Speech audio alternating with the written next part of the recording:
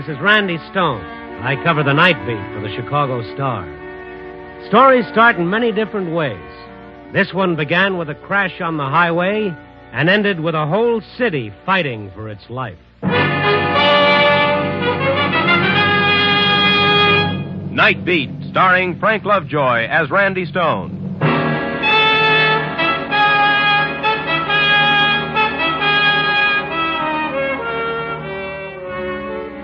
Joe's Diner is located about 10 miles out of town on the highway going north to St. Paul. Joe caters to the truck drivers who wrestle those big 20-ton diesel jobs. You know, the ones that scare the pants off you when you have to edge over to the side of the road so that they can pass. It's strictly a man's spot. The steaks are juicy, and the conversation even juicier. I stop in there once in a while myself to take on a little of Joe's home cooking and improve my vocabulary, like tonight. All right. They're still alive. Joe, I gotta get my truck rolling. Oh, how many hands you think I got? Like enough to push. I grabbed a stool at the counter and waited for Joe to catch up with me. Joe, scrambled eggs when you get to it. I'll be with you in a minute, Mr. Stone. Fried and butter, Joe. Lots of butter. How else? Good. I'm starved. 9 o'clock, and you ain't had your supper yet? No, that's breakfast. I'm just starting out. Oh, you're as bad as one of these truck drivers. Here, this'll hold you. Joe banged a cup of coffee on the counter in front of me, and then it happened. There was a desperate shriek of brakes and a terrific crash out on the highway. In 5 seconds, a dozen men were on their feet racing for the door. Holy mackerel, call the cops, Joe. Tell them to send an ambulance.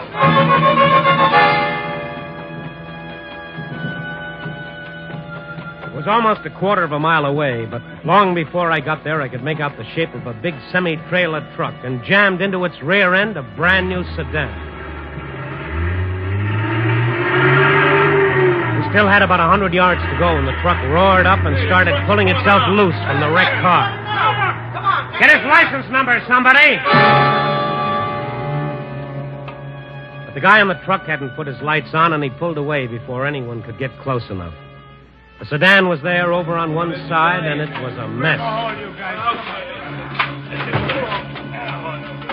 The boys got the car right side up and dragged the driver out. He was soused to the gills. In a little while, the cops were there working him over. And then I saw this other guy over by the ditch across the road. Hey, you all right? Run out on me. Run out. Who ran out on you? Are you hurt? Look, mister, I gotta get away from here. Oh, I see you were in the truck. Yeah, I was in the truck. Look, I gotta see a doctor. This hand of mine. Cops will take care of it for you until the ambulance gets here. I don't need no ambulance. Here's another one over here, Sergeant. Okay. I tell you, I can make it okay. Well, hello, Stone. How did you get here? Fly? All right, Sergeant. This fellow in the wreck? He was in the truck. Yeah? What's your name? Harry Waldo. Driver's helper? No, I just bummed a ride. The guy gave me a ride about 100 miles back. Where do you live? Here, Chicago. You get the license number of the truck? No, I didn't pay no attention.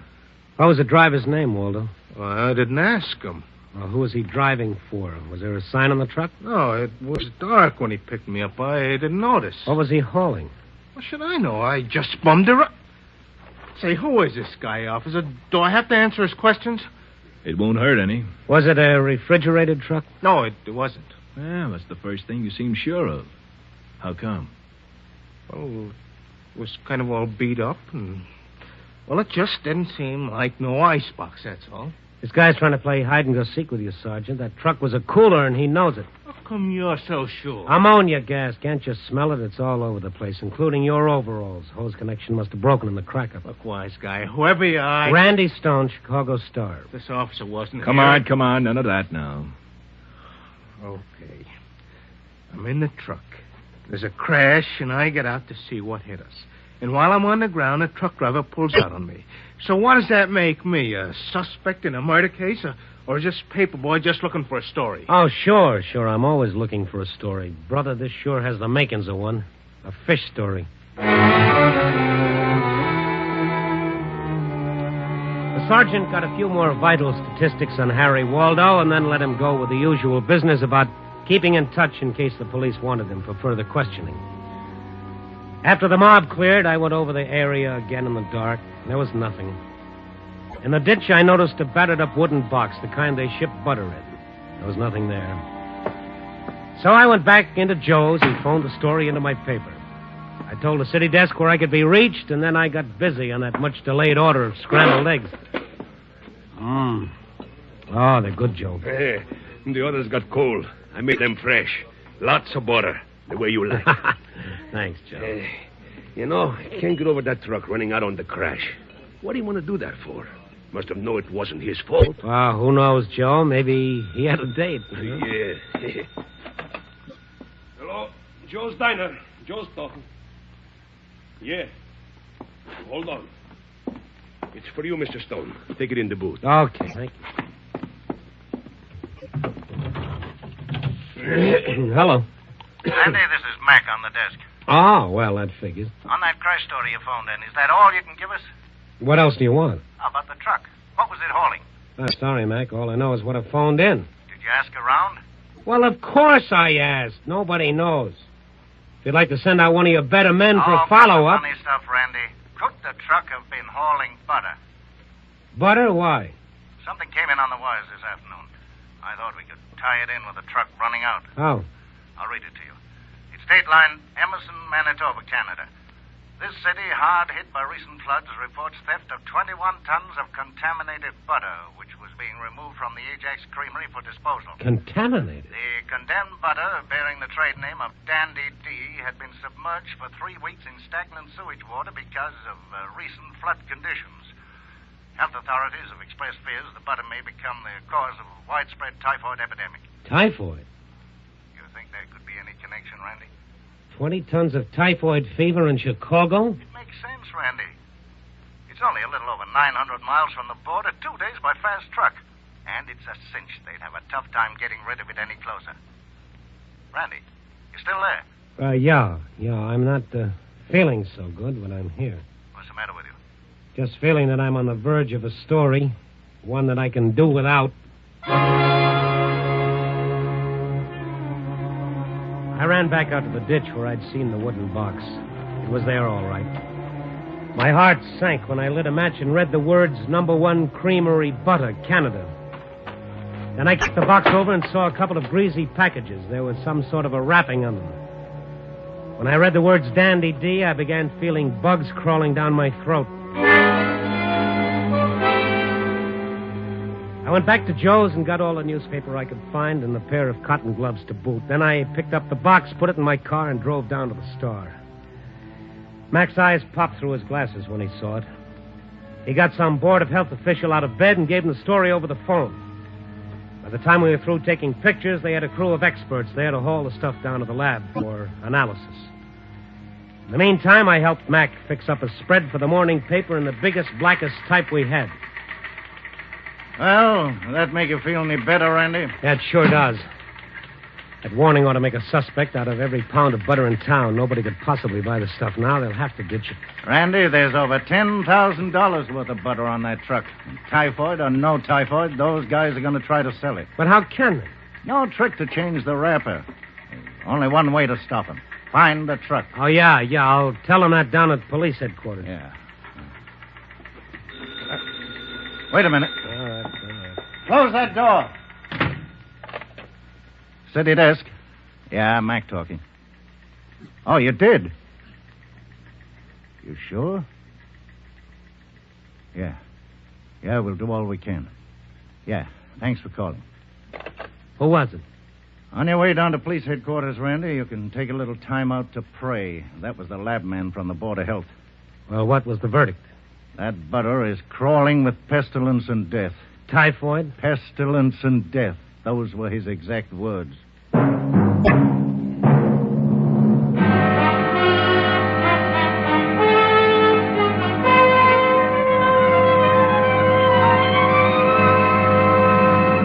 NBC is bringing you Night Beat, starring Frank Lovejoy as Randy Stone. The NBC chimes are laughing, but they're not keeping the reason a secret. They want everyone to know they're laughing in anticipation of the mad and merry antics in store with two NBC fall favorites, Bob Hope and Groucho Marx. Hope returns to the air over most of these stations on Tuesday evening, October 3rd, just 1 week from tomorrow. Groucho Marx brings his laugh-filled quiz game, You Bet Your Life, to NBC beginning Wednesday, October 4th. Listen when you hear the three chimes for laughs and more laughs with Bob Hope on October 3rd and Groucho Marx on October 4th.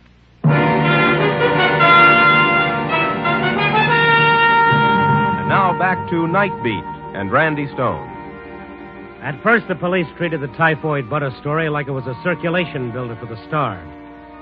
But bad news travels fast, and by the time I got in to see Police Chief Captain Sorensen, he'd heard all about it. He was a very worried man. Hello, Randy. Come down to help me word my resignation? Oh, it's that bad, huh? Haven't got a thing. What about that Waldo fellow who was on the truck? Have you picked him up? He forgot to arrive home after the accident. Well, that truck's got a hold up someplace. I've set up roadblocks. I've sent out patrols. There's not a back alley in this city that won't be searched tonight. But we still have no real description of the truck. Well, have you checked all cold storages and creameries? First thing, nothing's come in. You know, Mac thinks they may change the wrappers on the butter. Maybe if you call the printers. No good, Randy. You can buy wax butter wrappers in any paper supply house. This thing has been pretty well thought out. Well, no use my adding to confusion around here. I mind if I go down to this Waldo's place and have a look around? Of course not. It's a boarding house over on St. Mary's Avenue. But look out for the old lady who runs the place. She'll talk you into a corner and keep you there. Don't worry about me, Captain. With little old ladies, I come out fighting all the time. It was 11:30 when I pulled up in front of Harry Waldo's address. It was one of those sad-looking houses that seemed to be held together by memories of what they used to be 40 years ago. Now there was a sign in front that read, Furnished Rooms, Mrs. Angela Barr. I rang and waited. Someone had drawn the curtains apart a little and was giving me the once-over. Yes, Mrs. Barr, yes. What is it? can you open the door, please? It's urgent. Goodness gracious, you police are the most persistent... I'm not with the police, Mrs. Barr. Not with the police. But you must be. They've been coming and going all night long. No. I'm a newspaper reporter on the Star. My name is A newspaper reporter. What a pleasant surprise. I declare I'm so excited. You must come in the kitchen and I'll make a cup of coffee. No, thanks very much. You're very kind, but I really must... What did you say your name was? Stone, Randy Stone. Oh, yes, of course. You sure you wouldn't like some coffee? No, nothing, thank you. Mrs. Barr. Oh, goodness, she's awake. Mrs. Barr, who is it? It's all right, Nancy. It's just a visitor. Go back to sleep, dear. Is Mommy home? I'm scared. Now, there's nothing to be afraid of. Your mother will be home in a little while. Just go back to sleep like a good girl. All right. That's quite a cough. Yes, the child has had such a cold. Poor Ellen is worried sick about her. Ellen? Her mother, Ellen Spencer. She's one of my tenants. Oh, yes. Look, Mrs. Barr, I wanted to ask you some questions about another of your tenants. Oh, yes. Mr. Waldo. The police have been bothering me all night. Whatever has he done? The police wouldn't tell me. Well, he's done plenty. He's stolen a truckload of butter from the flood area up north. Stolen? Well, that's not all. That butter is contaminated with typhoid. If it ever gets into circulation, we'll... Oh, how dreadful. How very dreadful. Mrs. Barr, I have a favor to ask. Now, how could I possibly do you a favor, Mr. Stone? I'd like to have a look at Mr. Waldo's room. But the police have already been through his room. Yes, I know, but you know how it is when you've got to write a story. There's nothing like seeing it firsthand. But at this time of night, do I have to let you in? Well, legally, no. Well, then, You mean you refuse? not exactly. Only surely a rich and powerful paper like the Star. Now that Mr. Waldo has disappeared, I'm sure I'll never get the rent he owes me. Yes, I see. Now, how much? Oh, dear. Money is so hard to come by when you're old and alone. Now, if I had the $50, Mr. Waldo... It's owed worth me- 10. so little. Oh. Oh, but then, you're such a nice young man. And I do enjoy your newspaper so much. I'll take it. Her bright little eyes glistened as she took the 10 spot. Well, I guess it's like that when you're old. You can't eat too well. You can't sleep too well. You see life slipping by, but a 10 spot is something you can smooth out, put away, and look at again and again. Mrs. Barr followed me around as I went through Waldo's room. For a change, she had very little to say. I opened the drawers in his dresser. I looked under the bed. The kid in the next room was coughing again. I opened the closet door, and the smell that hit me was sharply familiar. Ammonia. In the corner, I picked up a pair of overalls that were saturated with the stuff. My friend Waldo had been home and changed. The phone downstairs started to ring. Oh, dear, the telephone. Want me to get down and answer? No, it's probably Ellen. She's so worried about the child. Will you come down now? Just another minute. Oh, dear. You won't be long. I'd like to borrow these overalls if it's all right. Probably covered with germs. Hello. Wow, hello. What are you doing in Mr. Waldo's room? Are you a burglar?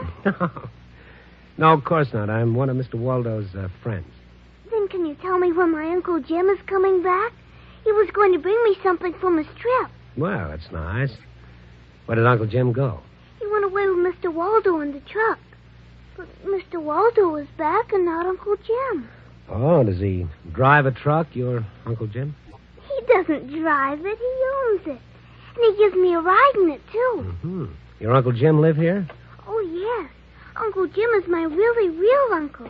He and my mommy are brothers. Oh, yes, I see. Nancy, you naughty child. Mrs. Barr. The idea of getting out of bed. I heard a noise. Back to bed with you, child. That was your mother on the phone. All right, Mrs. Barr. Good night, Mr. Burglar. Good night, Nancy. Imagine that child leaving her bed. Was she with you long, Mr. Stone? Oh, no, she just told me she had an Uncle Jim. Oh, yes.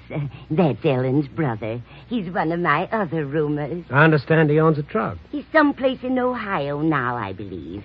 Been gone almost a month. Couldn't have been Canada. Christians. You'll simply have to excuse me. I must give that child her medicine. Good night, Mr. Stone. I'd used up my $10 worth of welcome, so I drove over to police headquarters and filled in Captain Sorensen on Harry Waldo's overalls and little Nancy's Uncle Jim. It was his first lead. He called motor vehicles and ordered a fast check on the truck owned by Jim Spencer, and then he started briefing me on the more recent developments. The city's in a panic, Randy. Warnings have been going out on the radio every 15 minutes. We've been flooded with calls from the mayor down. Mm-hmm. Anyone with a gut ache is sure it's typhoid and wants us to send down a doctor. Come in. Here's the dope on the truck, Captain. Now we're getting somewhere. All right. Broadcast this and keep repeating it every half hour. Get it? Yes, sir. We'll get him now. Well, you might try and sound a little more convincing. I left Sorensen chewing his upper lip. Then I headed for the Blue Angel and a little talk with Jim Spencer's sister Ellen. The Blue Angel wasn't meant to lure the better-class citizen away from his hearth and home. It smelled of stale beer and looked as if it were being lit by half a dozen fireflies. You'll find your happiness lies right under your eyes, back in your own backyard. I found an empty booth and asked the waitress if Ellen Spencer worked there, and after a while a girl came over. She was attractive in a tired sort of way. You asked for me? Will you sit down, Ellen? I've got to talk to you. I brought you some drinks. It's the rules here. If we sit with a customer, they gotta buy us drinks. That's okay. What'd you want? To talk. What about? Your brother Jim. You a cop? No. What about Jim? Where is he? I don't know. What business is it of yours? When did your brother and Harry Waldo leave on their last trip? A week ago. Mrs. Barr said Jim was in Ohio. Ah, that old hag. She's in her second childhood. Mm-hmm. Jim hasn't phoned you tonight? No. What's all the noise about anyway? The kid gets scared and runs out in a traffic accident, so they'll catch him and give him 30 days. He'll be back. Who told you about it? I heard it over the radio. Really? How did you know it was Jim? Well, I... You spoke to Harry. Yeah. He phoned me to tell me Jim was all right. Did he tell you they were hauling a load of stolen butter? Did you listen to the warnings over the radio about that butter? It's loaded with typhoid, that stuff is. Oh, that's a lie. Just a smart police gag to get the butter back. Harry tell you that, too? We got some of that butter, Ellen. It's been soaked in sewer bilge for a month. Jim wouldn't touch anything like that. He's a good kid. Maybe Jim thinks it's a gag, too. Might even get to eat some of the stuff. I don't know what you're talking about. Look, mister, I'd better go back to work. Ellen, you want it on a phone. I'll have to leave now. If you hear from Jim, tell him what he's up against. Yeah. Yeah, I will. And tell him to wash his hands. Good. I followed her to the phone booth or whatever the call was. It was brief. She hung right up, so I went outside, watched her through the door. In a few minutes, she came out wearing a coat. I slipped around the corner, watched her climb into a cab. I jumped into my car and followed. The cab stopped in front of her house. I parked my car half a block away, waited until all the lights went off, and then I got out and walked around to the back of the house. Somewhere inside were the directions to that missing butter. It was easy raising one of the kitchen windows. I climbed in. I stood for a minute, getting used to the dark. And then suddenly a switch flicked on and the place was flooded with light. Randy Stone, Esquire, standing there, stupidly blinking his eyes. Ellen walked a few steps toward me. She didn't scream. She didn't holler. Isn't this carrying your job a little too far? I knocked on the door, but nobody answered, so I turned the knob. Well, turn it again and get out. Somebody phoned you just before I left the Blue Angel. Was that Jim? That's none of your business. Now get out. If I go, Ellen, the place will be swarming with police in 15 minutes. What do you mean? Just this. You know where Jim is. If you won't tell me, you'll have to tell the cops. And when you do, you'll be involved. They'll make you an accessory. Well, let him. Where's the old lady? Out for a drive. At 1:30 in the morning? She's the one who phoned me. She said she was going batty with cops hanging around. She had to get out of the house. Ellen, for the last time, where's Jim? I told you before, I don't know. They're closing in on him. You'll be doing him a favor if they get him before he's sold any of that stuff. Oh, are you still working that typhoid gag? It's no gag, believe me. You want the lab report on it? No. All right, then listen to it this way. Maybe you'll understand it. A kid sits down to eat, and his mother hands him a piece of bread and butter, only it's not butter. Something has been lying around in the filthy sewer water for a long time. 10 or 11 days, the kid gets sick, like your kid. He's burning with fever one minute, and the next minute he's as cold as ice. His tongue is thick, and his guts feel like they're bursting. That's what typhoid is like. Stop it, will you? If a good doctor gets to him, the kid may live. Lots of kids may not be that lucky, Ellen. Also, you can keep your kid brother out of jail. Look, I don't know where he is. When did you talk to Waldo? He phoned me at the club. He laughed about that typhoid Where stuff. did he phone from? I don't know. Someplace in town. Now, let me alone. Would that be I'll him? take that. No, you won't. Ellen made a grab for the phone, but I beat her to it. She clawed at me. I had to get rough, but I got the receiver. Hello. This is the long-distance operator. Yes? On your call to Elwood, we are unable to contact Mr. Jim Spencer. Shall we continue to try? No, thank you. Was that Elwood? Yes, sir. Elwood, Illinois. Thank you, sir. That was it, so they'd gone on to Elwood. I called Captain Sorensen. He picked me up in a squad car with two of his best men. It was a 70-mile ride to Elwood, and we made it in a little over an hour. It was after 3 a.m. when the clerk at the only hotel in town showed us his register. There was no Waldo and no Spencer. Then Sorensen got a bright idea. He asked the clerk if there was a creamery in town. There wasn't. No cold storage plant either. Just old Mayor Hoskins' ice house down the road. We jumped into a car and drove over there.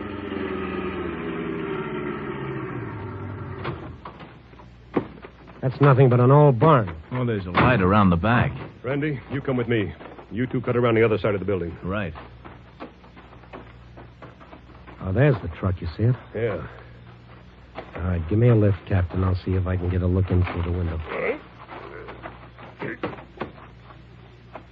It's Waldo. They got the butter? Yep. There's the other one. That must be Spencer. Well, get down. We'll take them now. All right, Spencer, get him up. Jim, the law. Get those hands up, Spencer. You're covered. You too, Waldo. Don't try anything. Who's trying anything? Hold it, Captain. Hold it. Somebody else is coming. Kill the lights. Don't make a sound, you two, if you want to live. We pulled the big door shut, flicked off the lights, and waited in the dark. Guns pressed into Waldo and Spencer. A car had pulled up outside. Whoever it was seemed to be having a time with the door, and then finally it opened and the lights went on. Mrs. Barr. Goodness, how you startled me. Why, it's Mr. Stone. Have you been waiting long? And here I thought my lazy boys had gone to sleep. No, they haven't. And I suppose Harry Waldo has told you all about me. I just know he did. Well, not everything. That is, not yet he hasn't. I just knew that boy had no character. And now I suppose you want to take me back to the city. But I hate Chicago in June. I don't think I'll go with you. Don't come any closer. Drop it, lady. Okay, Mother. Randy, get the gun. Yep. Lady, don't you know these things explode? Now, wasn't that foolish of me? I was going to try to get away. But where could I have gone? Where could an old lady go and hide? I do believe I'm getting senile. Isn't that a horrible word, Mr. Stone? Mrs. Barr, this is no joking matter. Don't you understand that butter could have caused an epidemic? Why, of course. Isn't it terrible? Yet you were willing to sell it? You didn't think I was going to eat it myself, did you? It was all I could do to look at the horrible stuff. But $10,000. That's such a lot of money to a poor old lady. Such a lot of money.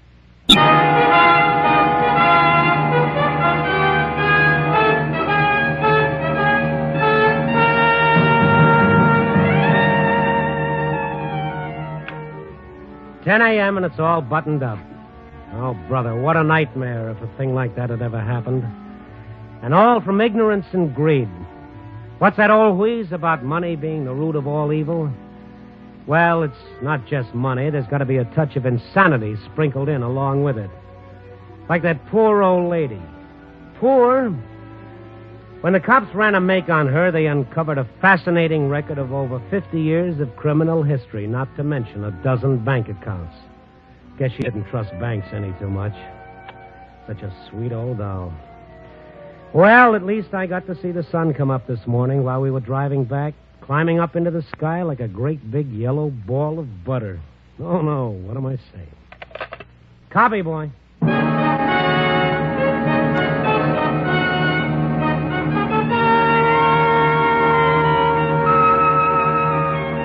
Night Beat, starring Frank Lovejoy, is produced and directed by Warren Lewis and edited by Larry Marcus. Tonight's story was written by Lou Rusoff and Russell Bender with music by Frank Worth. The part of Harry was played by Don Diamond. Jane Morgan was Mrs. Barr. Others in tonight's cast were Joan Banks, Nestor Paiva, Peter Leeds, Ann Whitfield, and Tudor Owen. Frank Lovejoy may currently be seen in Milton Sperling's production Three Secrets, released by Warner Brothers. And now here again is the star of our program, Frank Lovejoy. Thank you. Ladies and gentlemen, here's important news about Night Beat. Next week, we're moving to Friday evenings over most of these stations. That's beginning 1 week from this Friday. On October 6th, you'll hear Night Beat at 9 o'clock Eastern Standard Time on Fridays. So would you listen then to our next adventure 11 days from tonight? I'll see you on Friday, October 6th. Good night. Listen on Friday, October 6th, and every week as Randy Stone searches through the city for the strange stories waiting for him in the darkness.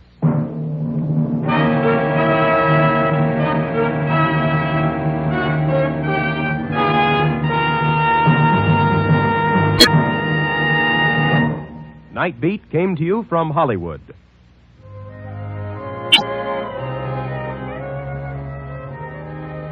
Three chimes mean good times on NBC.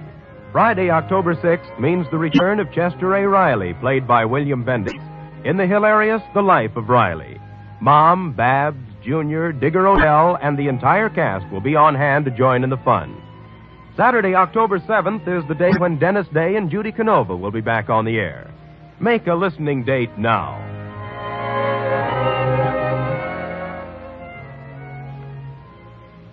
This is NBC.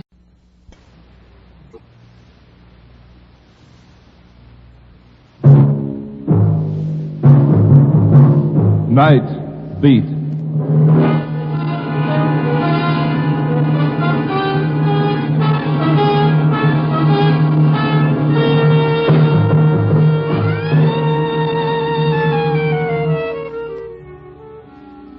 Hi, this is Randy Stone. I cover the night beat for the Chicago Star.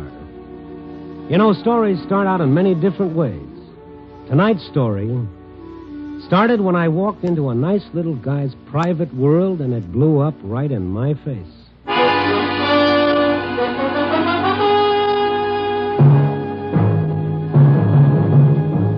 Night Beat, starring Frank Lovejoy as Randy Stone.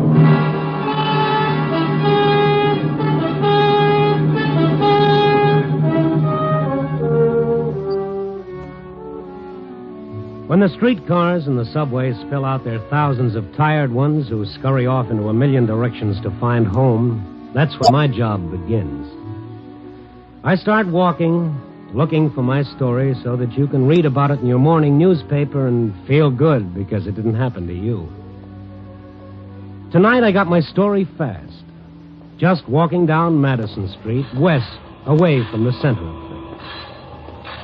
I kept walking past the shooting gallery, the Nickel Arcade with the peep shows and the fortune-telling machines, the jukebox taverns.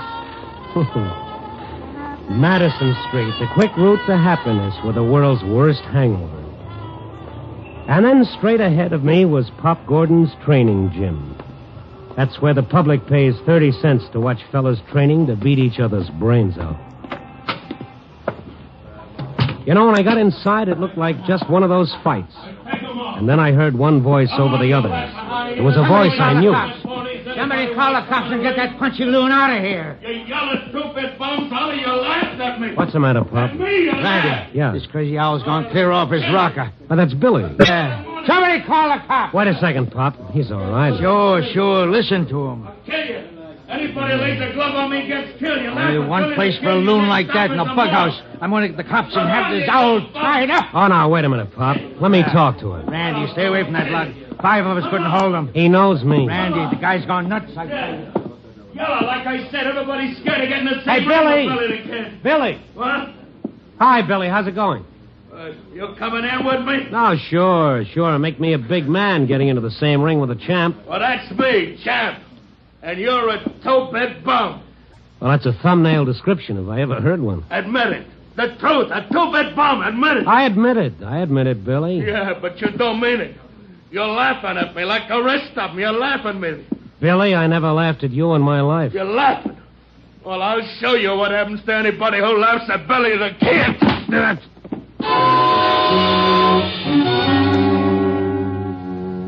As the world flew away in all directions, I dimly remembered how the sports writers used to speak so respectfully of Billy's fast left hand. But, brother, if they knew what I just found out about his right. When the fog finally cleared, Pop Gordon was bending over me, and there were a lot of other faces, too. But I didn't see Billy when I stood up. You okay, Randy? Oh. This is being okay. I don't want any part of it. He slugged you, but good. Where is he? He took off before the cops come.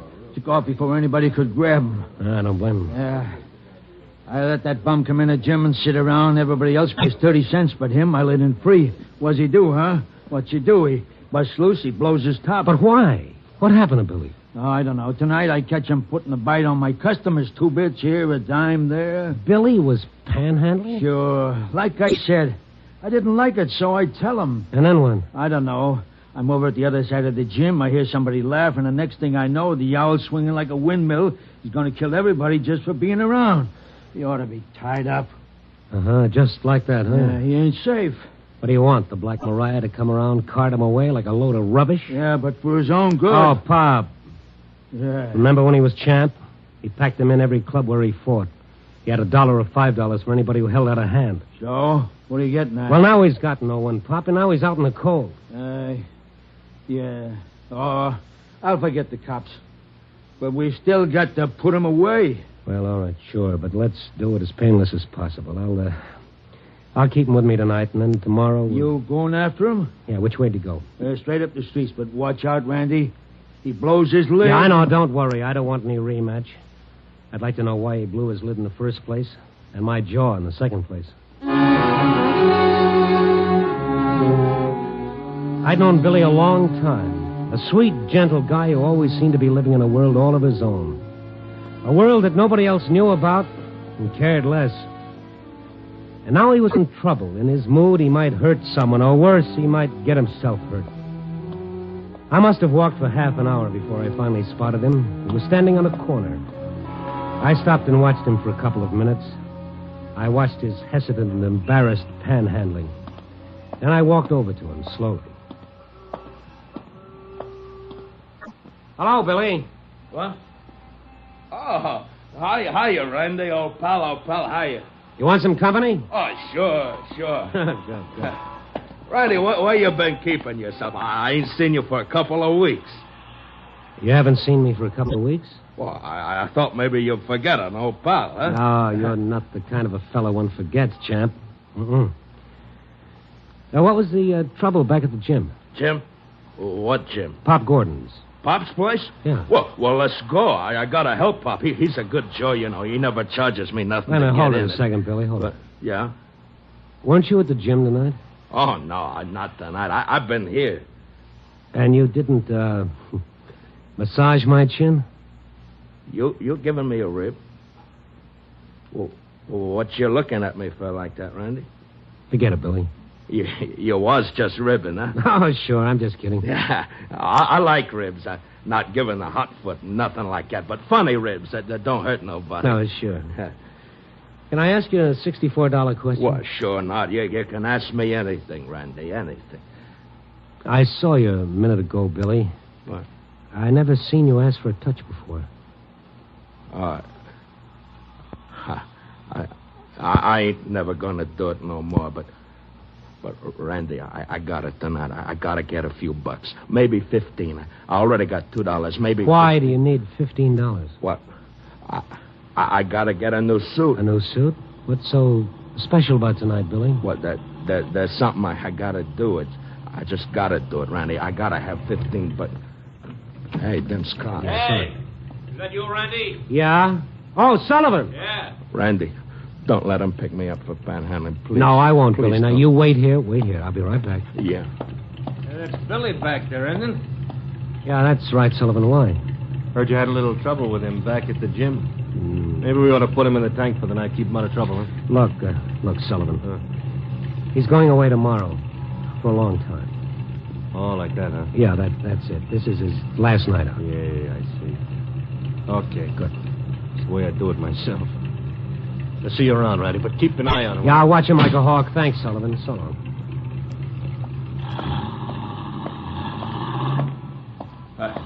What they say, Randy, they ain't gonna pick me up for mooching, are they? They ain't gonna... No, of course not. Look, Billy, how'd you like to come to my apartment for a while? Oh, I can't. I told you I gotta get 15 bucks. Well, we'll talk about it. Well, I gotta get it tonight. Now I gotta get a new suit because... Yeah, go on. Why? I can't be wearing this crummy rag when I see her. Not when I see her.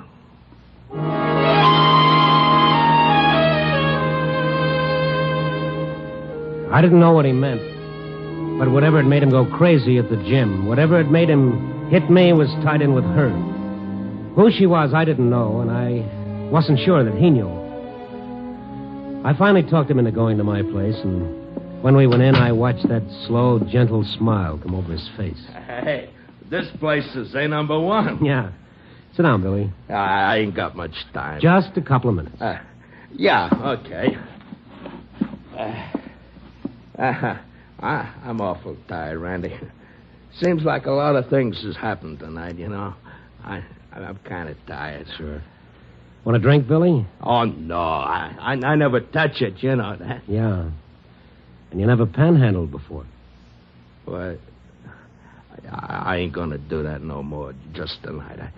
I never bummed off of nobody. I paid my own way. Come anything, I paid my own way. Yeah, that's why I want to know why you're putting the bite on people tonight.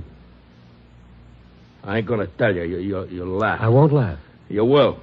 Somebody else laughed when I told it. Somebody laughed, and well, when somebody laughs at me, I don't like it. All right, easy, Billy. Easy. Come on. That's better. I tell you, I gotta get 15 bucks.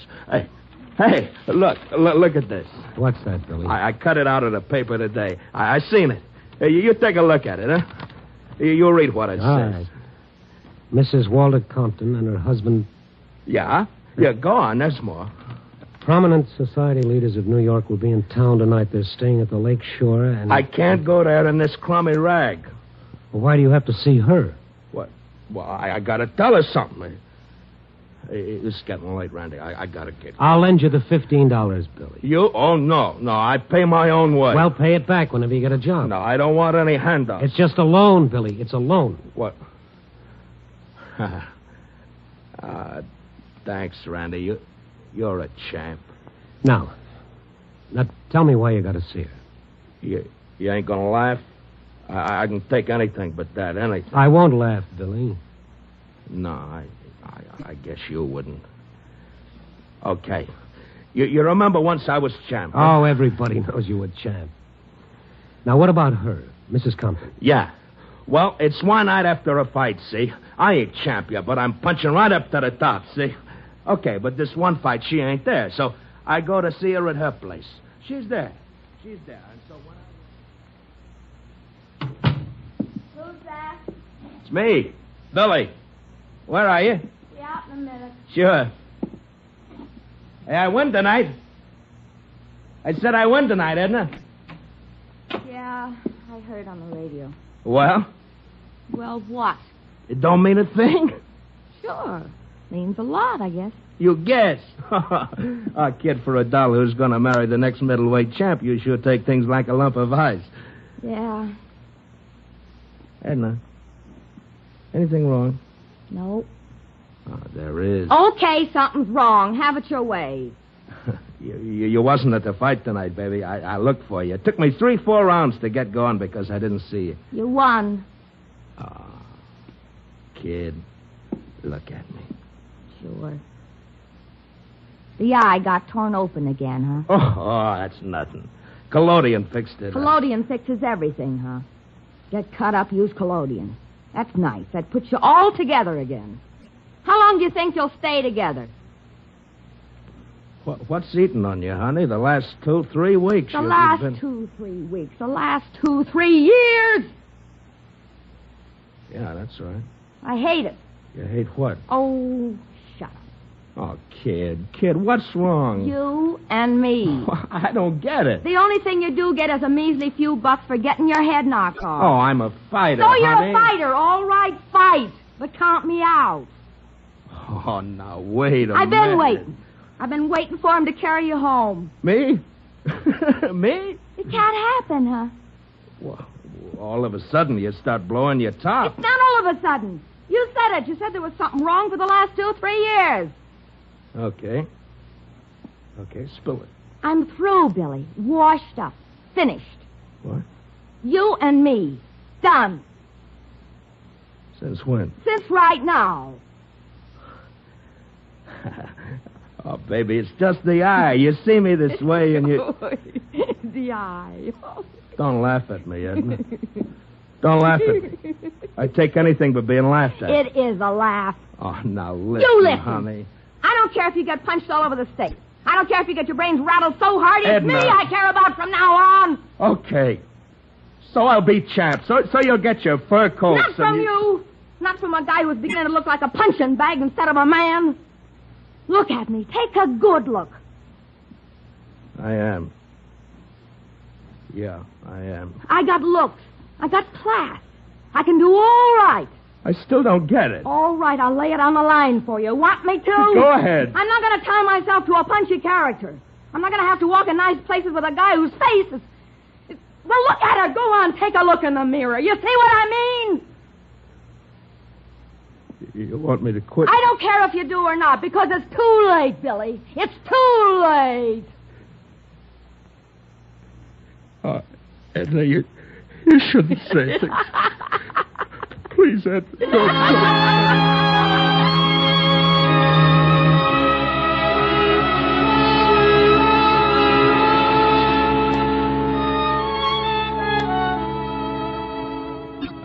That's the way it was, Randy. That's the way it was.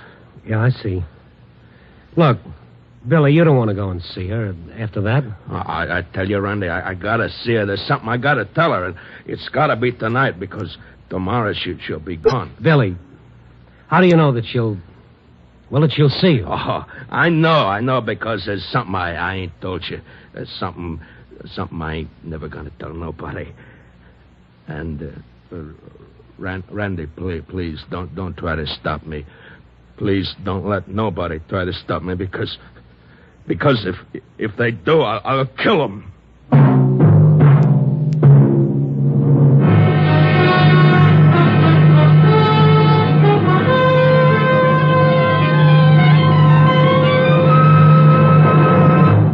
You are listening to Night Beat, starring Frank Lovejoy as Randy Stone.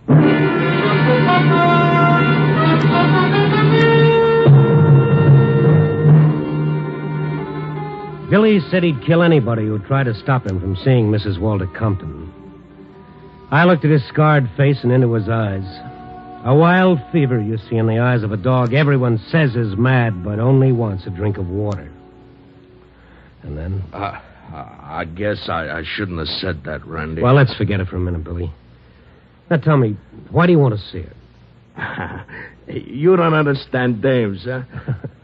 No, my mother never told me. Well, she gives me the brush, see, like I tell you. She gives me the brush, but she does it for me, see? She don't want me to get my brains knocked out, see? Yeah, I'm beginning to see, Billy. Sure. But me, I got no sense, so I don't see it her way. So I let her walk out, and I don't see her no more. Not until I get hold of that paper today. And tonight you want to see her. To say what, Billy? Well, but don't you see? She loves me. All these years, she never lets up. And I want to tell her it's okay, that maybe her and me, we can start all over like, see? What's the matter, Randy? Nothing, Billy. Look, don't let anybody kid you, pal. You're still champion. Oh, I ain't nothing. But, I gotta go now. I gotta get $15 for a Now, look, you're tired. You need a shave. Maybe take a shower. You thought of that? No. All right, now you wait here and take a shower and a shave, and I'll bring a suit back for you. Is that a deal? Oh, gee, you're a champ, Randy. You're a real champ. I might be gone for a little while, Billy, but when I come back, everything will be okay. Sure. Okay.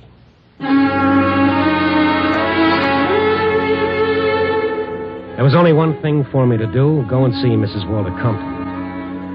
I made sure that Billy couldn't leave my apartment. I locked the door from the outside.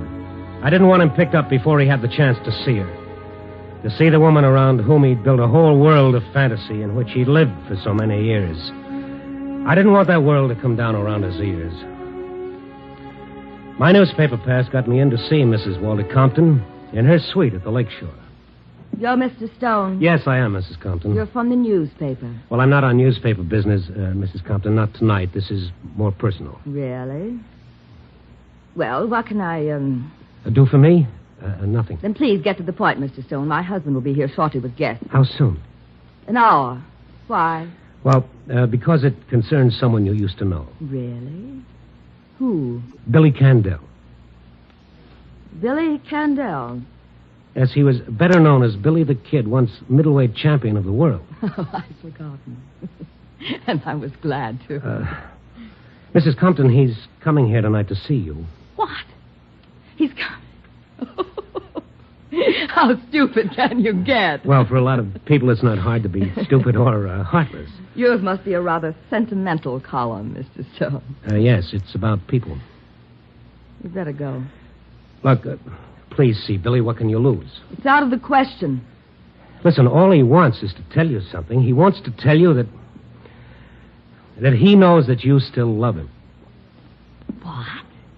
Oh, no. Oh, now listen to me, please.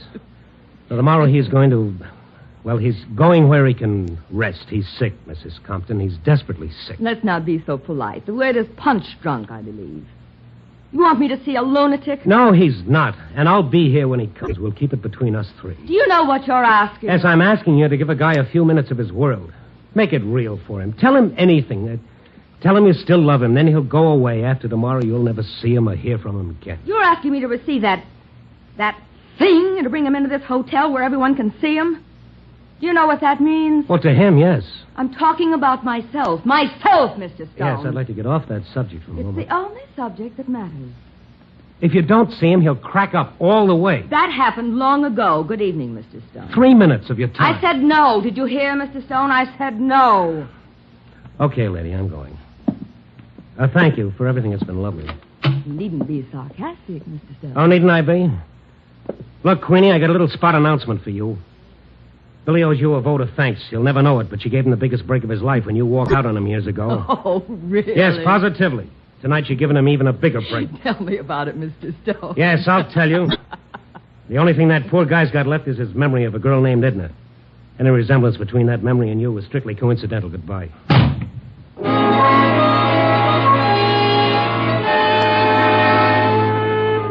I was glad to get out into the fresh air. All the way back to my apartment, I kept thinking of what I'd tell Billy, how I'd tell him. Then as I walked across the lobby toward the elevator... Mr. Stone, Mr. Stone! What is it, Charlie? Here's a message for you. Okay. Here you are, Mr. Stone. Thank you. How long ago he leave this? Oh, what, just a few minutes after you left. Did you know you left him locked in? He called down. He asked me to open the door. Yeah, did he say where he was going? No. Just that he couldn't wait for you any longer. Oh, that is on the note. How'd he look? How'd he look? Well, I mean, anything unusual about him? No, he had on one of your suits, I remember now. That pinstripe one. He must have stolen it. No, right he out of didn't your... steal anything. Now, listen to me. I'm going to the Lakeshore Hotel. If he comes back here, get in touch with me there. Mrs. Compton's suite. Mrs. Compton's suite, yes. Oh, and listen, I think you'd better call the police. But as for Kalski, remember that Kalski? Kalski. Tell him to meet me at the Lakeshore Hotel and quick. I took a cab, and I took the shortest way to the Lakeshore. I watched the pavements looking for Billy, but I didn't see him. He had some money on him, and he must have taken a cab himself. And then I was back at the Lakeshore talking with the clerk at the desk there. Yes, sir. There was a man here of that description. He asked that a call be put through to Mrs. Compton's suite. And was it? Well, sir, he was a rather... Well, yes, I know. So he didn't get through. Oh, I called Mrs. Compton's suite myself and told her. That is, I described the man. Yes, go ahead. What'd she say? That on no account was I to put him through or send him upstairs. Oh, well. Okay, that's something. What did he do then? He left immediately. Which way? Well, I'm afraid I didn't notice, sir. I was registering some new guests, and I paid no attention. Okay, thank you very much. I had to find Billy before... Well, before what? What would he do? Where would he go? I asked myself those questions as I walked slowly along, watching for him, hoping to see that pathetic figure in my pinstripe suit, hoping I'd get to him before someone else stopped him. I was afraid of what might happen or could happen. And then I saw him, just past the Lakeshore Hotel, shambling slowly along, his shoulders hunched against the wind that cut in off the lake. I ran and caught up with him. Billy! What? Oh, hi, Randy. Hi. What you doing over here? Oh, I just, looking around. Why'd you leave my apartment? What? Oh, well, you was gone so long, and I had to get going, see. Oh, sure. Come on, let's walk. Yeah.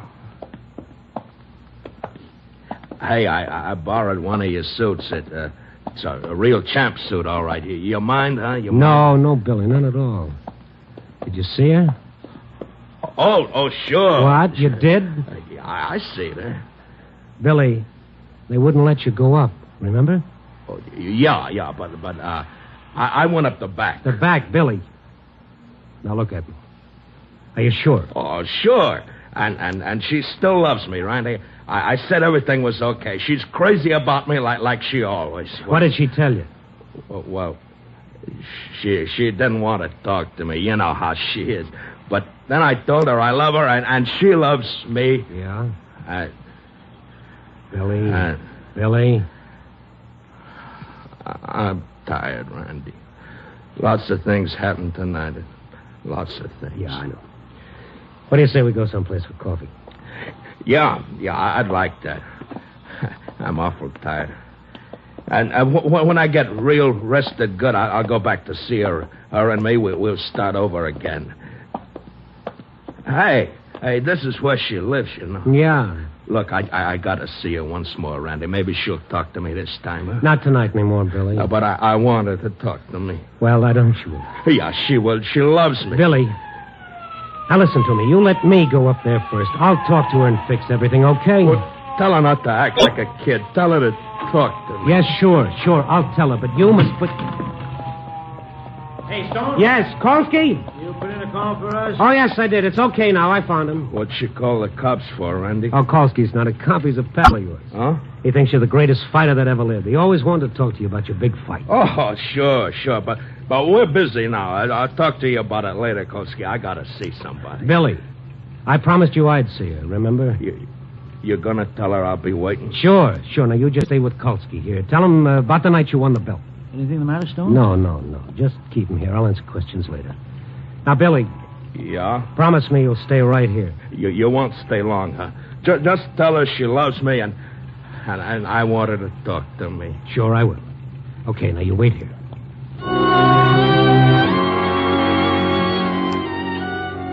I didn't think it would do any good to see her again, but I wanted to give Billy a good memory to take along.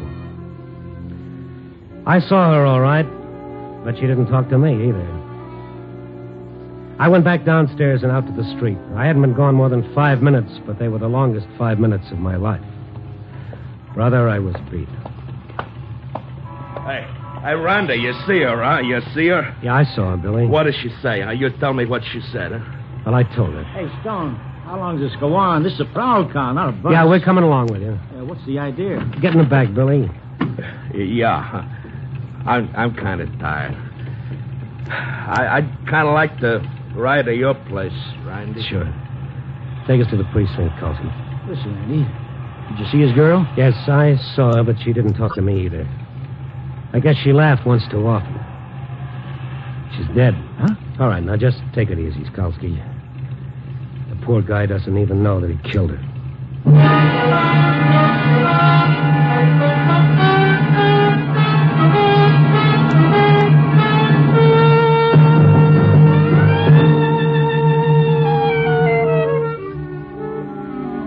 4 a.m. and the lights are going out all over the city. Even those neon signs on Madison Street. I've got to write my piece and put it in the slot, but what can I say?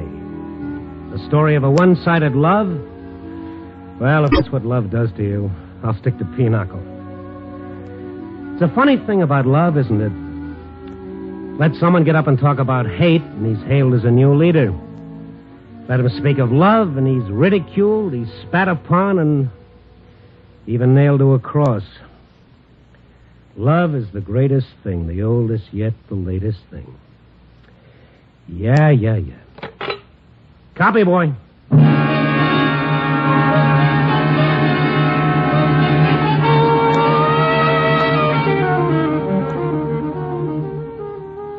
Night Beat, a new dramatic series, stars Frank Lovejoy as Randy Stone. Tonight's story was written by Russell Hughes. Night Beat is edited by Larry Marcus and directed by Warren Lewis.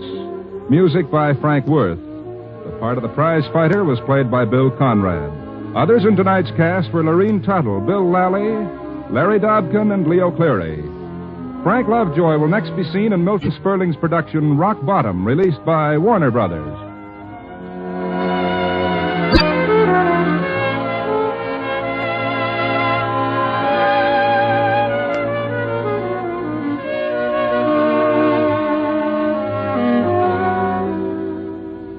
Listen next week at this same time and every week as Randy Stone searches through the city for the strange stories waiting for him in the darkness. The stories that come out of the shadows to find their way into Night Beat.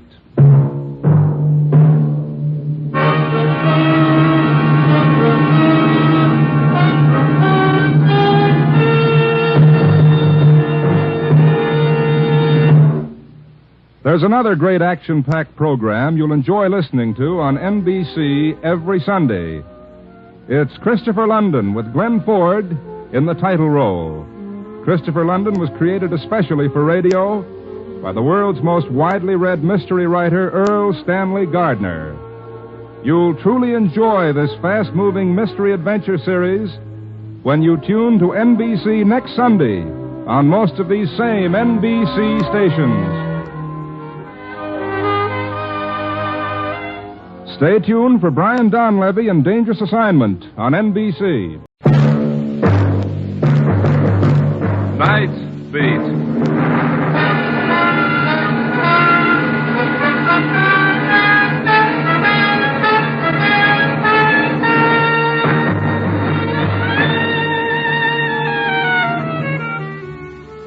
Hi, this is Randy Stone. I cover the night beat for the Chicago Star. My stories start in many different ways. This one began in the shattering turmoil of a manhunt and ended in the quietness of the morgue.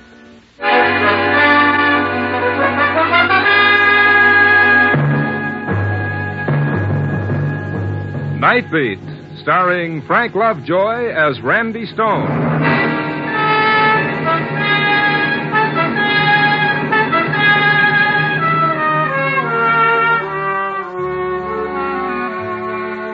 People are always telling me how lucky I am to have a job where all I've got to do is walk around Chicago at night looking for a story.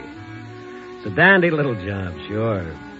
All you need's a pneumonia jacket, an extra set of arch supports, and a goodly supply of penicillin, and you're all set. The city at night.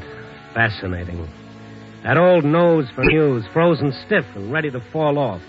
Those eagle eyes so watery and bloodshot from the wind they wouldn't serve a self-respecting canary. Yes, sir, it's lovely work if you can get it. And brothers and sisters, have I got it. Oh, I guess I was just bitter. I'd walked from the Loop to the near north side, waiting for a story to tap me gently on the shoulder, and so far it was no hits, no runs, and no errors. The streets were empty. Everybody was home hugging a radiator. And then, far away, I heard that lonely blues in the night sound, a police siren. And then another, and another. And then it seemed like there was a whole chorus of sirens singing about what a cruel, cruel world it all was. And then one siren separated itself from the rest and came closer, a prowl car coming down the street, stopping just a few yards away from me, and a police officer jumping out of it and hurrying to a call box. The officer passed under the street lamp, and I saw the excited look on his face, and I thought, all right, Stone, you lucky dog, let's go to work. This is Malachek.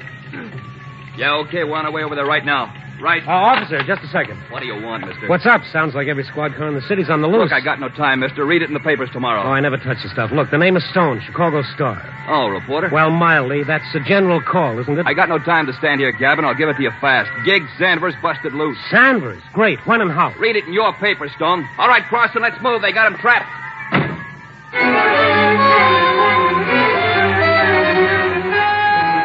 Gig Sanders, two-time loser, a killer, loose in a city of 4 million people, and everyone his enemy. I hurried to a phone, checked with the police, and then drove over to that part of Chicago called the Badlands. That strange area belonging to every city, surrounded by business section, yet itself run down, deteriorated, filled with tenements and abandoned factories. It was there the police had thrown a cordon around a boarded-up building. My pass got me through and up to the front line, and Police Captain Ireland. Hello, Stone. Oh, the hunt's on, huh? I don't know. We'll see in a minute. Sanders in that building? Got a tip he would be. Wait a second. All right, Billings. Turn the searchlights on the building. Keep 2 of them on the roof. Run the others back and forth. Right. Sticking around, Stone? Yeah, I guess so. You sure Sanders is in there? No, but we couldn't afford to pass up the tip. The tip? Where'd it come from? No, it's just a phone call. But Sanders knew this neighborhood like the back of his hand, likely to be here. Captain Ireland, ready with the speaker now. Okay, bring it here. Malachek. There's quite a crowd gathered for the kill. Yeah, making it tough for us. Sanders is armed like an artillery corps, and if he's in there... I see what you mean. How'd he get away? Haven't got the full details yet, but he was being taken to the death house. Killed a cop. He's a nice boy. Here you are, Captain. Okay. All right. Here it goes. Sanders! Sanders! Listen to me! There's no way out of that building that isn't covered. Come out with your hands in the air. We'll give you 20 seconds. Hear that, Sanders? 20 seconds. We'll count them off for you. Now, what if he doesn't show? Tear gas first, then we'll go in after him. Uh-huh. If he comes out with his hands up, he goes to the death house. If he doesn't... He'll come out. Rats always believe there's a chance to beat the chair. Where there's life, there's hope. No sign of him. Malachek, come here. Yes, sir. Take the microphone. When I give the signal, start counting off 20 seconds. Yes, sir. You've given him more than 20 seconds. Not him, the crowd. They won't push in so close when the counting starts. Oh, look at them. Look at those faces. Perfectly normal human beings for 23 and a half hours of the day. Give them something like this for 30 minutes and they become a mob. Waiting, watching, hoping for the kill. People, Randy, want to change them? Yeah, sure. We'll retool and put out a nice new 8-cylinder model with a convertible soul. Get ready, Malachek. Yes, sir. Captain, there's my story. Sandberg? Oh, no. That's for the front page, boys. That mob, that's my story. Look at that young couple right over there. Look at those two. They're hoping Sanders will come out shooting. Otherwise, they'll want their money back, huh? I suppose so. I'll see you later. Where are you going? I want to stand by that couple and listen to them. All right. Malachek, start counting. But warn him first. Once more. Sanders. We're going to start counting right now. Come out with your hands in the air or we'll cut you in half when we come in after you. 1, 2, 3, 4. I edged my way behind the young couple. They looked so nice and so human. 7, but here they were, the same as all the rest.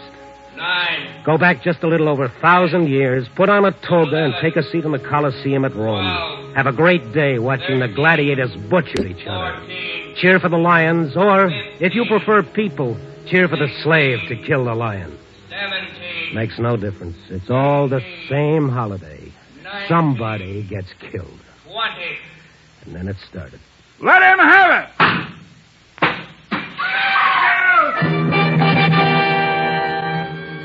It was all over in a few moments. The tear gas, the police rushing in with their masks on, the crowd straining forward to get a glimpse of Sanders.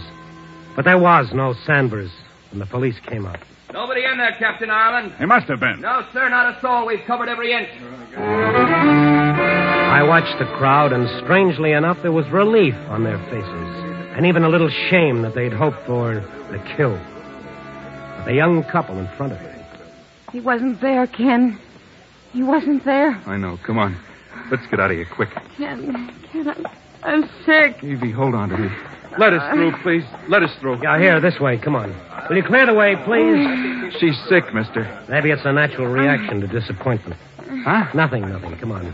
We'll get through this way. Will you let us through, please? Excuse me, will you, please? Thank you. She's got to sit down, mister. She's got it. Okay. Here's my car. Let her get in here. Kenny wasn't there. He's loose. Never mind. Come on, baby. I'll get you home. You better let me drive you. No. We'll be all right. Ken, I'm sick. Just a little while, Evie. We'll be home. Look, fella, it's easy to see what's the matter. She can't walk home in her condition. It ain't far. A block would be too far. I'll get a cab. No. I don't want anybody around us. Don't want anybody around you? That's a laugh. You bring her out here to this. Why didn't you take her on a nice tour through the packing house? Shut up. What right you got to talk like that? The founding fathers gave it to me. You don't know nothing about it. You don't know. Ken, take me home. Look, my car is still here. You're in no spot to refuse help, no matter what your reason. Now, come on. Let him take us, Kenny, please. Come on.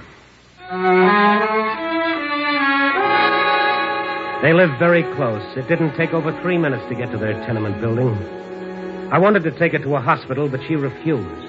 She refused in a way that made me look at her hard. And there was another thing, the way she reacted when the police found out Gig Sanders wasn't in the oil factory. Terror. That's what it was, sheer terror. And I helped her husband carry her up the stairs and into their meager little flat.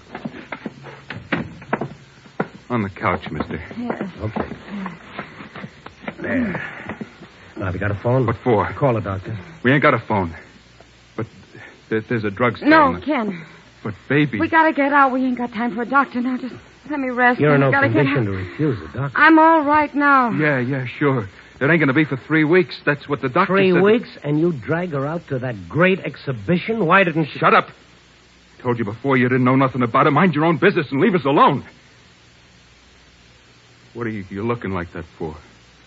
What's the matter with you, with both of you? Nothing. Oh, yes, there is. You're scared stiff. Of what? Please go, like Kenny says. Leave us alone. Well, let me phone for a doctor from the drugstore. I won't come back. Just a doctor. Evie? No, we ain't got time, Kenny. Don't you know that? We ain't got time.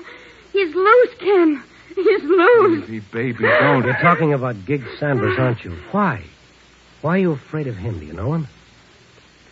Come on, what about a talk? No, not to nobody. You're scared of Sanders. Why? Look, mister, you helped us, all right? Thanks. Now get out of here. We gotta tell somebody. I said nobody. You know what'll happen. We gotta tell. Mister, who are you? My name is Stone, Chicago Star. Newspaper. That frighten you? Maybe he can help. Maybe you can. Nobody can. You know that. I'll tell him. Evie, shut up. It was Kenny who tipped the cops. Evie. I had to tell somebody. Maybe he can help. That's the truth, Kenny? Yeah. It was me tipped the cops. That Sanders was in the factory? I thought he might be, but he wasn't. All right.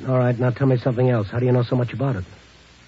Come on, if you want me to help, I gotta know you're on the level, so tell me. Tell him. How do I know that he won't go straight to the police? How do I know that? We gotta trust somebody. We gotta.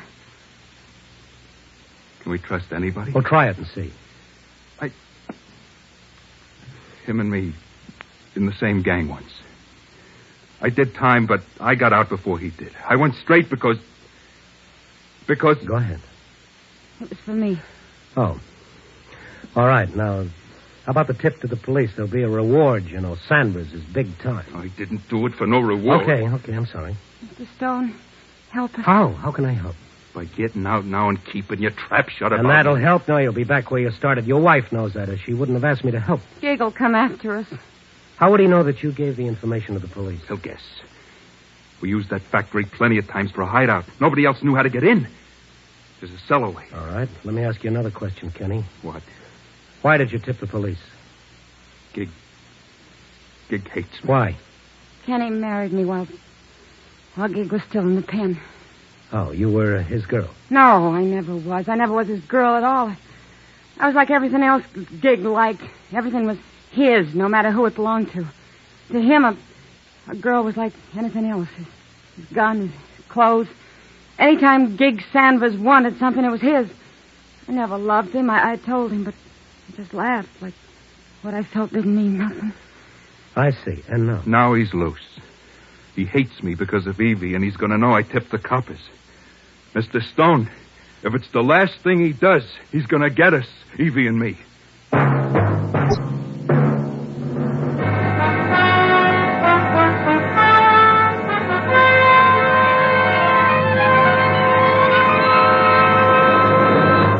You are listening to Night Beat, starring Frank Lovejoy as Randy Stone.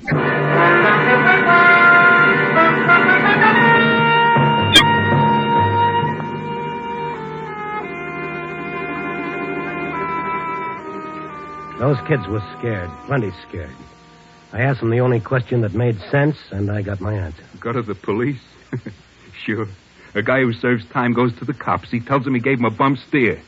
They got every copper in Chicago around that factory while Gig gets away someplace else. Yeah, sure. They'd believe me, wouldn't they? Well, try it. I'll go with you. Listen, you don't know. I changed my name. I moved all over the state looking for a job. This is the only place I could get one. I had to come back here. So what does that prove? It'll be in the papers. He'll lose his job, Mr. Stone. I can't do that. Not with Evie. Then what do you want me to do? Look, maybe if I give you a list of the places the coppers might find Gig, maybe you could tip him. So what if he doesn't show up? There ain't many places he can go. Look, maybe by this time he's out, maybe even out of the state. He's killed an officer. He won't dare to stay here. Gig, as long as he knows Evie and me are still alive, he'll stay. He hates me so much, he'll take that chance. Does he know you live here? No. I ain't even seen any of the old bunch at all. I moved around. Always moving to keep away. Mr. Stone, go to the police. But don't tell him nothing about me. Will you get it through your head that they'll protect you? Even so, Gig's got friends. If they find out it was me... All right, yeah. So you gotta go to the police. All right. Where's the drugstore? Right at the corner. You'll see it. All right, stay right here. Keep your door locked until I get back.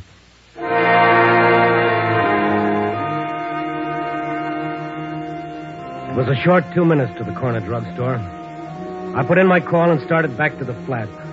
The street was quiet, deserted. The dirty tenements a solid block of ugliness against the night. I reached the tenement entrance, and I was just about to start up the steps. Hey, pal. Huh? Don't turn around. What? Stand nice and quiet. That's it. What is this, a holdup? Sure, a holdup. Now listen to me. Take out a cigarette. What? Take out a cigarette. That's it. Now light it. Act natural. Good boy. Now, Where are you? in your car at the curb, smart boy. What? Don't turn around, I said. Take a look up and down the street. I am. Coppers?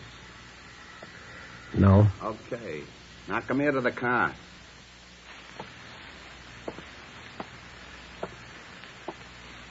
gonna do like I tell you, understand? What do you want? Who? You know who I am, Stone. Yeah, I guess I do. Listen, I'm going up to that flat you come from. Don't do it, Sanders. Sure, I'm gonna do it. This gun says I can do it. Leave the two kids alone. Yeah, all alone. You're wasting time, Sanders. Time you could use to better advantage. Sure. Now step back a couple of feet. I'm getting out. Just stand there. Keep smoking a cigarette. Walk ahead of me. Straight in that house. Move. Stop here. Sanders, you're not going to do this and still have time to get away. Real concerned about me, ain't you? Don't worry, I'm a big boy. All right, give him a break. Sure, like they was going to give me. Now listen, you're going back up to that flat. You're going to knock on the door and you're going to tell them to let you in. That clear? What if I don't? So be a hero. I'll get in anyway. It's just easier this way. Okay? All right. So let's go.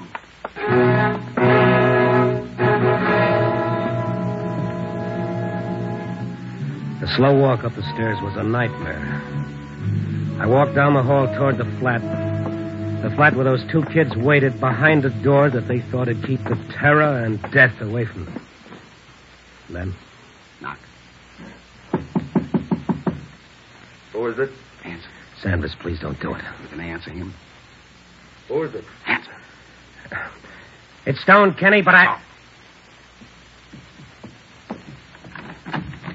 He was a long time. Inside. Shut her up or I will. Evie, don't. You Stone. Lock that door. All right, Kenny boy. Over on the couch. Gig, don't hurt Evie. She's gonna have... I see, yeah. Congratulations. Listen to me. Shut up. Stone. What? Get over to the couch. On your way, turn out the light. And stay in line with the window so I can see against the street lamp. Now sit down. We'll talk. You gonna listen to me, Gig? Sure, I'm a wonderful listener. Only make it good and funny, huh? Even me fell in love, Gig. You ain't gonna blame us for that. Evie and you fell in love. You think I worried about that? You think I cared what she did? Nah. It's what you done tonight. He was afraid, Sanders. Afraid that you'd come after him because of Evie. I thought about it, mister. Yeah, plenty. But I figured let it go. It ain't worth it. But this tonight is something different. Turning stooly. You'll never get out of Chicago, Sanders. Every cop in the city will be looking for you. It's nothing new to me. Now you, Kenny boy. You did tip the coppers, didn't you? Gig, listen. We're nothing. You haven't got a chance, Sanders. No chance? I always got a chance. My luck's good. You know why I wasn't in that factory, Kenny boy? Because my luck held. I had to get some dough first. And you know where I was? In that crowd, just standing there watching. You were in the crowd? Yeah, like watching my own funeral, only the coffin was empty. And I saw you and Evie, Kenny. That's how I knew where the tip come from. All right, you're smart, Sanders. Now be smarter. You got us where you want us. We can't make a move, but if you kill us, you'll kill the time you need to get away. I got ways. Like I come here. I followed you in a cab, then hid in your parked car. Now, ain't that smart? Evie, you ain't said nothing. Gig, you gonna kill us? Yeah, I'm gonna kill you, Evie. Sanders, you said your luck held. It can't hold forever. What you're doing now is giving the police minute after minute to catch up with you, and they will sooner or later. You killed an officer, Sanders. You know what that means? Him or me, it had to be that way. Doesn't have to be this way. This way? What Kenny done was to save Evie's life and the baby's, right or wrong. That's why he did it. What would you have done to save your own life? I killed a cop that saved my life. That answer you? Yes, I guess it does. So it makes sense. That's a radio there by you, ain't it? Yeah. Send it on. We're all going to sit here and wait for the news. We're going to see how I'm making out.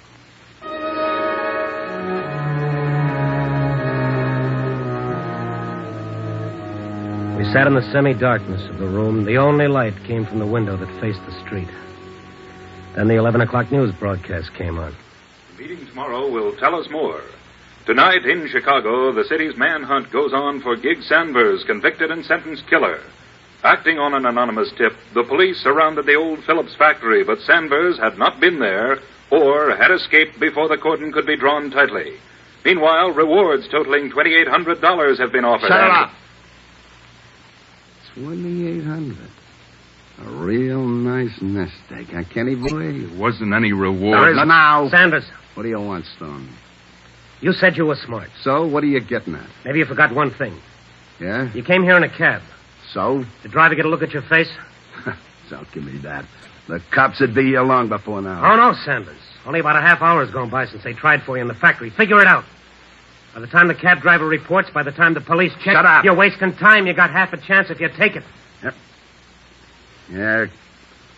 I guess you talked me into it. Okay, I'll get going.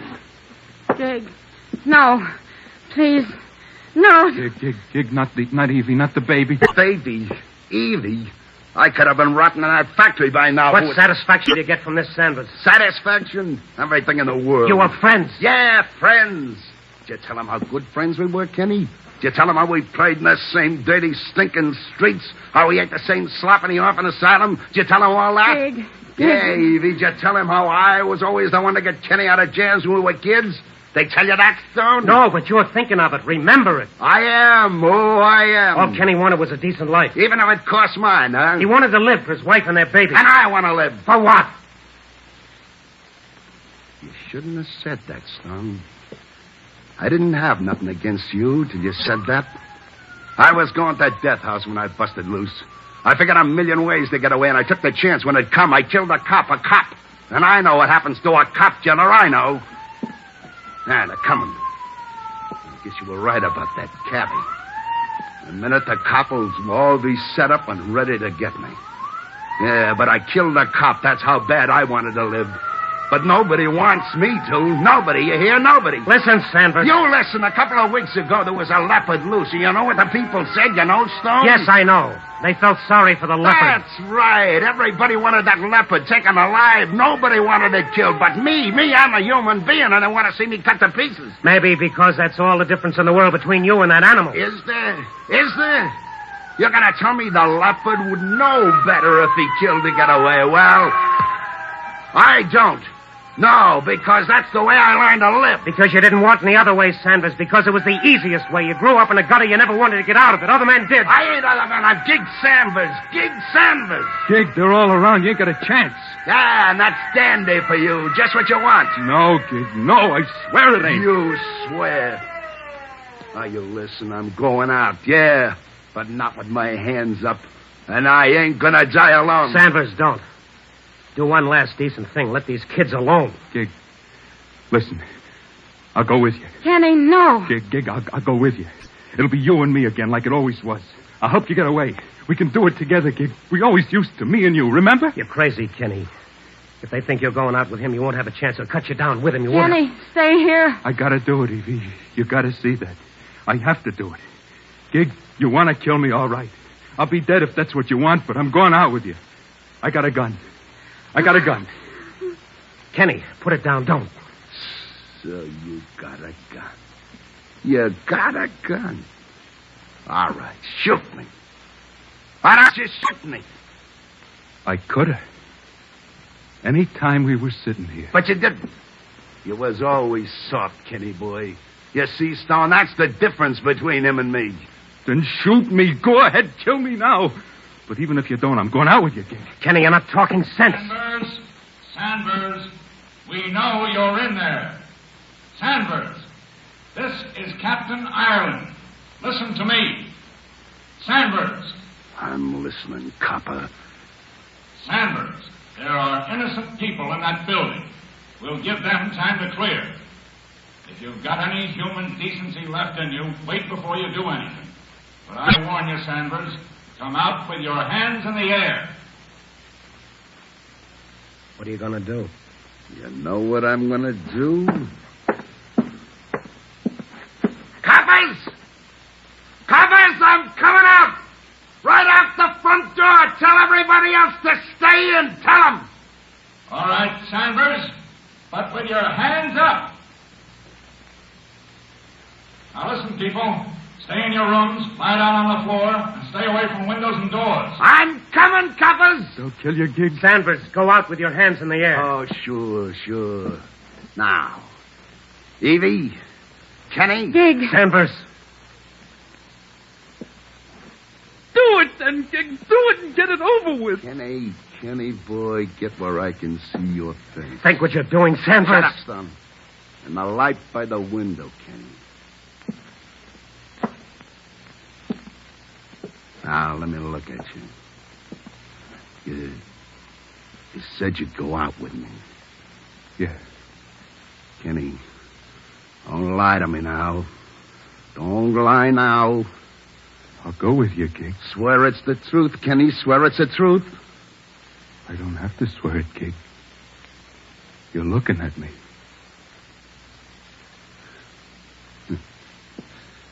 Yeah. Okay.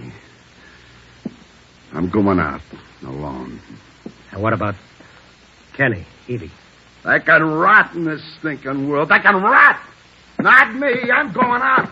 I'm going out and meet all the coppers in Chicago. Gig! Stay where you are. He's gone. He's gone. Sanders, come out with your hands up. Hello, coppers!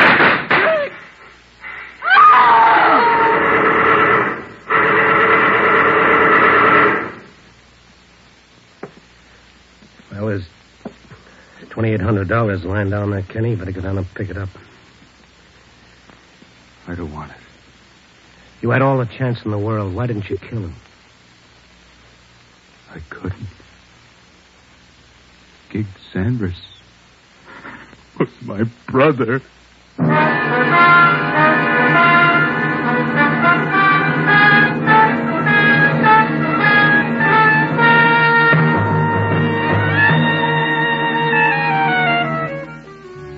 Now it's almost dawn again, and I've written another story.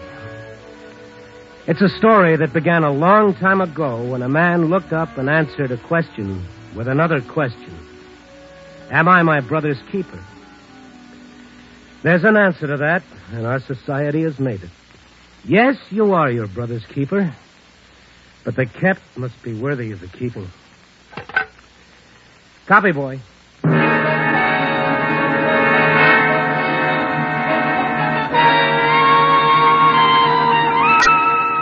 Night Beat, a new dramatic series, stars Frank Lovejoy as Randy Stone. Tonight's story was written by Russell Hughes. Night Beat is edited by Larry Marcus and directed by Warren Lewis. Music by Frank Worth. Others in tonight's cast were Ted DeCorsia, Georgia Ellis, Shepard Menken, Louis Haight, Herb Ellis, and Alan Slate.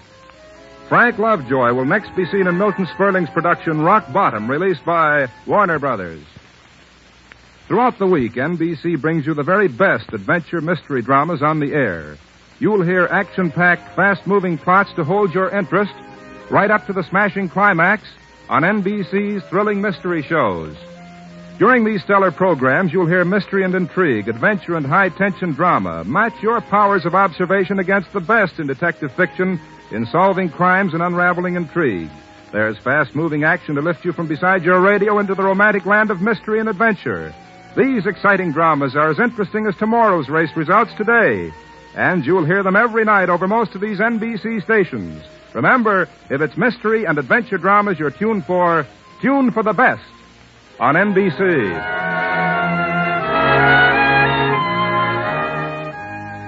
Listen next week at this same time and every week as Randy Stone searches through the city for the strange stories waiting for him in the darkness. The stories that come out of the shadows to find their way into Night Beat.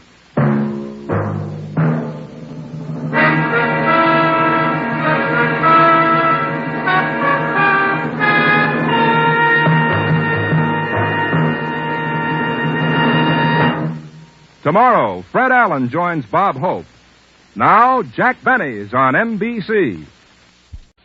Tonight, Night Beat returns to the air for a special broadcast honoring the men and women of the working press, who day in and day out find and write the newspaper stories that keep us informed and entertained.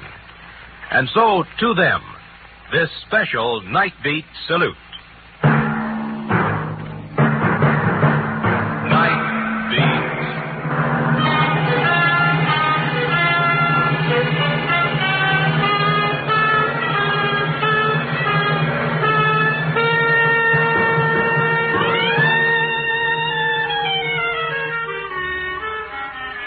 Hi, this is Randy Stone. I cover the night beat for the Chicago Star. Stories start in many different ways. This one began in a nightclub with jazz music and laughter and ended in a church with organ music and death.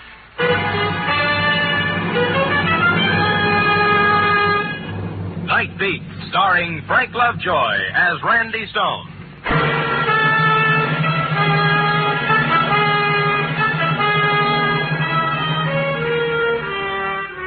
On my job, you sort of come to terms with the night. You have to, because that's where you learn the lessons of the day. Lesson 1, the night is for sorrow, the day, regret.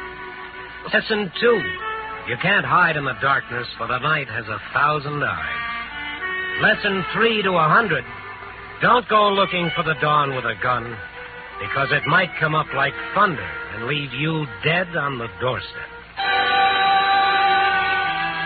Sob stories fill the night. Unhappy love affairs, girls gone astray, bookkeepers who stole from their tills, men who died drunk and friendless. Last night I decided to pass them up and stroll under the bright lights and listen to laughter. So I picked out a couple of fancy bistros on the Gold Coast and started the rounds to watch champagne flow and eavesdrop on the happy stories of success, promotion, love, and friendship. But it didn't work. Like an iron filing, I was drawn to the magnet of unhappiness. It happened in the Pelican Club. He was sitting alone, tall, gray-haired, rugged, a face full of some 50-odd years, I guess, and full of some other things no one could guess. There were 3 drinks at the bar before I made out who he was. A man who was once big in a way that only prohibition made them big.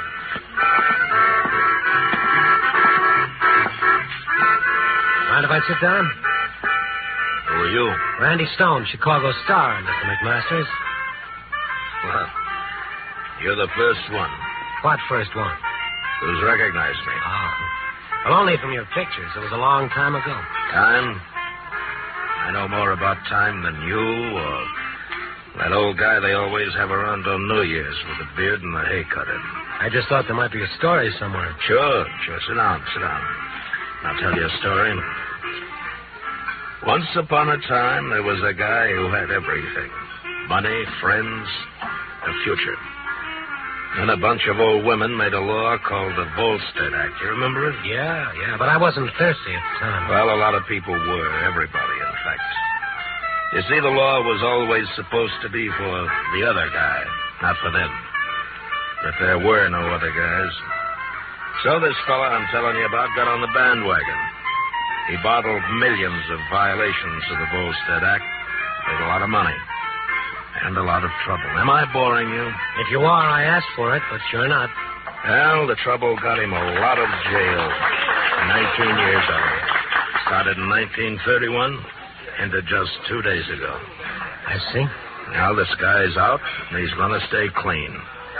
And they can pass 1,000 stupid laws, and he's not going to fall for any of them. He's going to do everything the way it says in the books and live happily ever after. How's that for a story? There's a good moral, but no drama, no suspense. Good. I hope it's real bad, because I don't want you to print it. Stone, I'm flattered that you recognize me, but I paid back 10 days for every one I took. All I ask is that you just let me alone in the papers. Okay, McMaster. As far as I'm concerned, you made your last copy in 1931.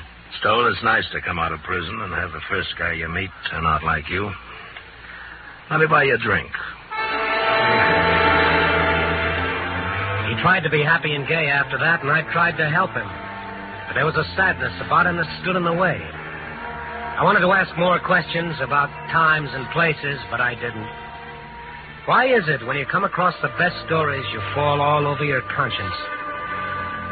I know I couldn't print anything about John McMasters, yet I was still thinking about him an hour later at police headquarters while batting the breeze with Lieutenant Curly White.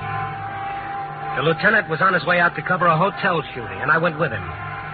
It was a showy place with glass doors and ebony handrails. The night manager was staining his alpaca jacket with nervous sweat. Please be as quiet as possible. I don't want it to sound like an Elks convention in here. Just tell us what happened. We'll pussyfoot through our business. I don't know where to begin exactly. Somebody phoned down. It happened on the 5th floor. Said there was a shooting, so I went up there, but I couldn't hear any shooting or see any. You really can after it's over. That's rather obvious. What I meant Just tell us, was there a shooting or wasn't there? Well, do you think I'd call you men all the way out here if there wasn't? You think I'm a crank or something? That I like to have loud policemen stamping through the lobby exciting... Where was it? Where was what? Look, I'm going to ask you a question. I want you to answer in a single declarative English sentence. Now, you ready? Now, look here, I'm not a child, and you mustn't treat me like one. Where was the shooting? In room 521. All right. Come on, man. Well, don't you want to know who it was? Who? A man named John McMasters.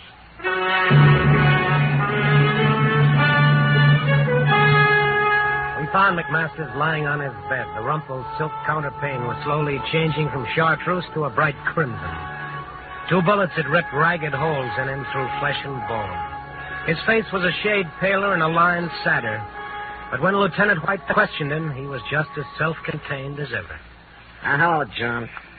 Been a long time. Yeah, Kelly. You were just a flatfoot then. I was only the small fry department. You were strictly stuck for the commissioner.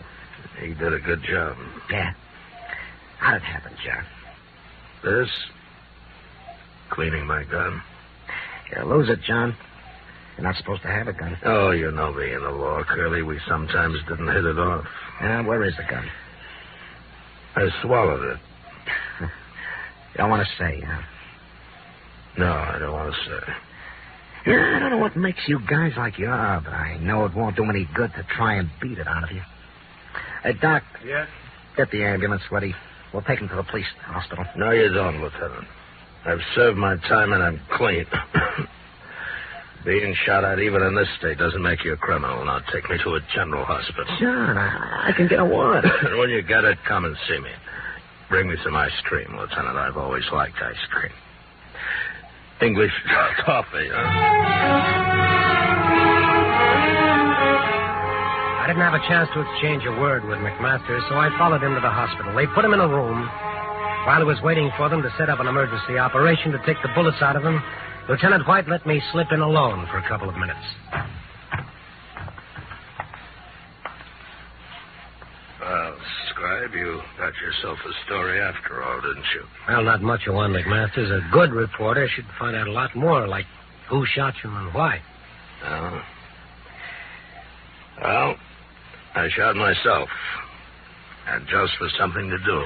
Look, McMasters, I'm not as old as you or as informed in the ways of crime, but I have a fair idea of how tough it is to come out of prison and start all over. I want you to know I'd be willing to help you if there's any place that you need help within the law. Just to get a story? I have a job that says I'm supposed to bring in stories, sure, but that isn't what I mean. Stone, it's just the way I said earlier tonight. It's a pleasure to meet someone like you. And if there was anything I could tell you or any way you could help me, you'd be the first to know. Let's put it this way. I have nothing to say to you now. Come and see me tomorrow. Maybe I'll have a story for you then.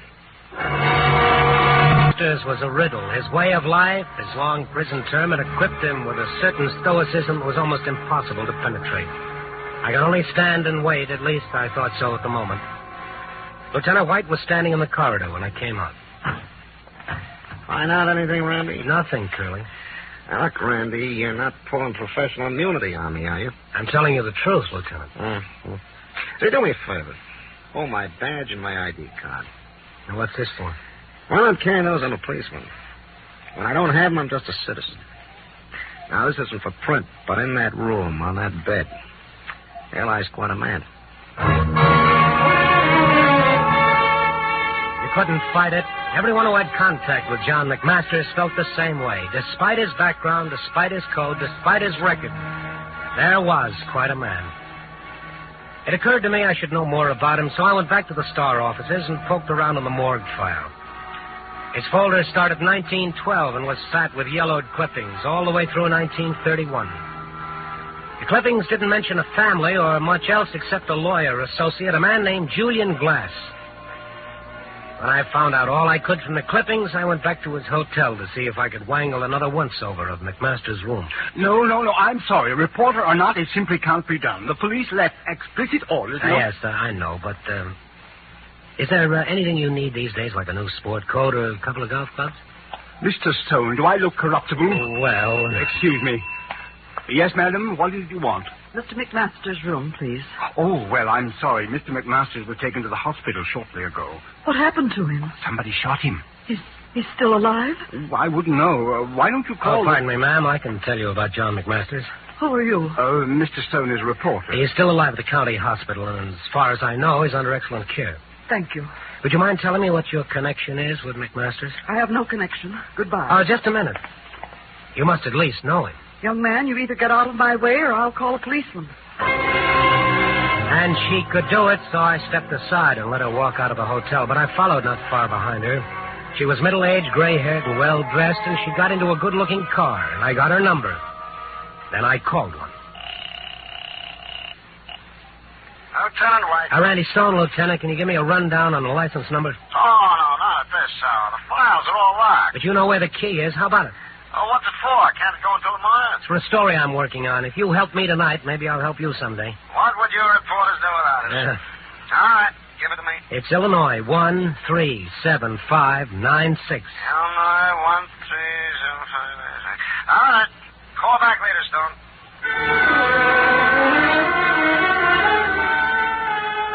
I knew it would take some time for White to run it down, so I made my way back to County Hospital for a checkup on McMaster's condition.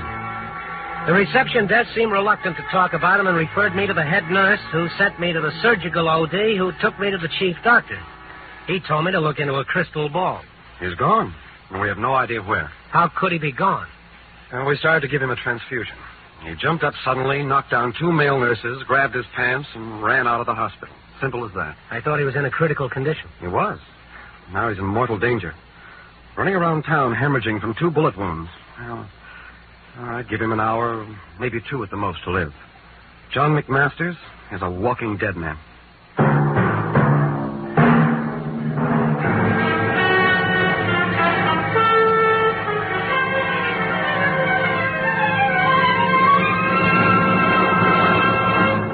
NBC is bringing you Night Beat, starring Frank Lovejoy as Randy Stone.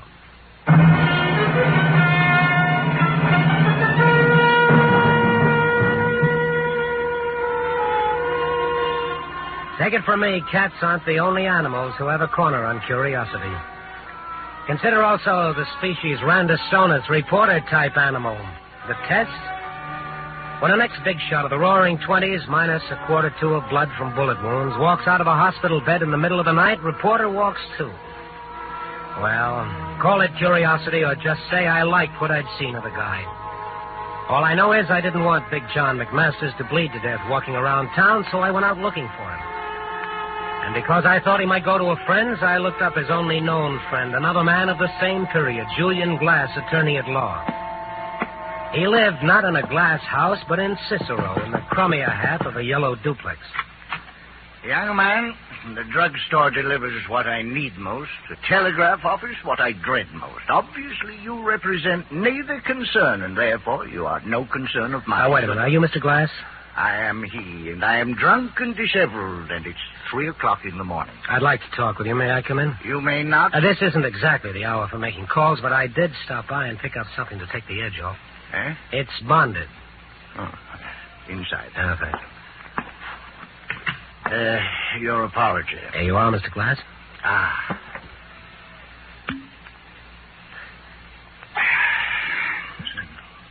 Now then, we'll make a bargain. As long as this lasts, you will last. Speak. I'm looking for a man. The entire world is looking for a man. Just one man. A man they so blindly presume who will break off these shackles that bind us and lead us forth into eternal justice. Yes, sure, but that's not the man I'm talking about. I'm a friend of John McMasters. You? You come from that place? Signs are not on you. The pallor's not with you? No. Oh, you lied. I didn't say that I was a convict. I'm a reporter. McMasters is out of prison. I'm aware of that. But did you know he was in an accident tonight, or he was attacked? I don't know which. Anyhow, he was shot, and an hour ago he left his hospital bed. I thought he might have come to you. What made you think that? You're the only man I know who might be his friend. Has he contacted you tonight? He has not. Is he here? He is not. Mr. Glass, if he isn't hospitalized soon, he'll die. Why is the phenomena of death so persistently alarming? So you die. They all die, usually from a bullet. Well, Mr. Glass... You've impressed me with the urgency of his situation. But John McMasters is not here, nor has he been here, nor has he contacted me. Well, I was just trying. I believe you. Your concern for him is a distressing irritation. What's the reason for it? As I said, I'm his friend. I like him. I think he deserves to live. You? His friend? Now, his friends, for the most part, are gone like the years, like Homburg hats and the Charleston and Lime Ricky. Ones who are left are broken and tired with old faces like mine, like his, and they should be gone, too. Another age is here. Are you sure you're his friend? I once thought so. He once thought so. But now, I haven't enough strength to be his friend. Oh, Mr. Glass, Hello, people. Who's your friend, Julie? Mr. Glass to you. All right, Mr. Glass. Now, tell me, who's this? This is Mr. Stone. Mr. Stone, this is Mr. Engel, Marty Engel. I'm an associate of Mr. Glass's. Mr. Stone, I haven't seen you around before. Obviously, you just met Mr. Glass.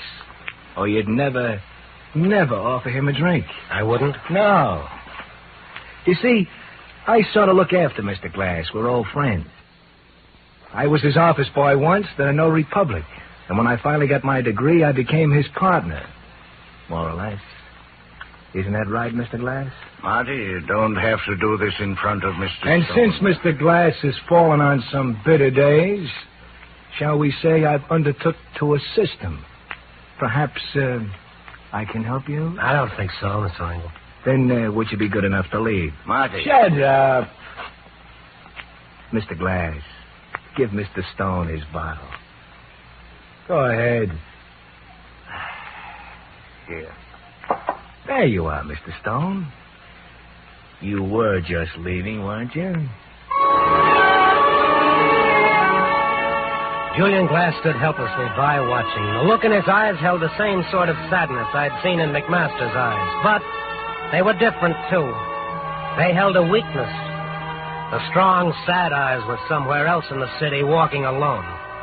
And the lifeblood was slowly draining from the body that sparked them. I wanted to find McMasters more than I wanted anything in my life, so I went to the only other source I knew, the license number that belonged to a gray-haired woman with a kind face. Lieutenant White had done his duty. Randy, I shouldn't do this sort of thing. Now, come on. Tell me about the license number. Pleasure plates. Car owned by a pony named Constance Gardner, age 22, this city. Address? Lives in the 900 block at Sheridan Road. What number? Look it up yourself. I did what I'm not supposed to do already. I drove out there with a feeling that I was racing death. I was in the 900 block right in back of the Shawnee County Club, a nice big colonial house in a nice neighborhood.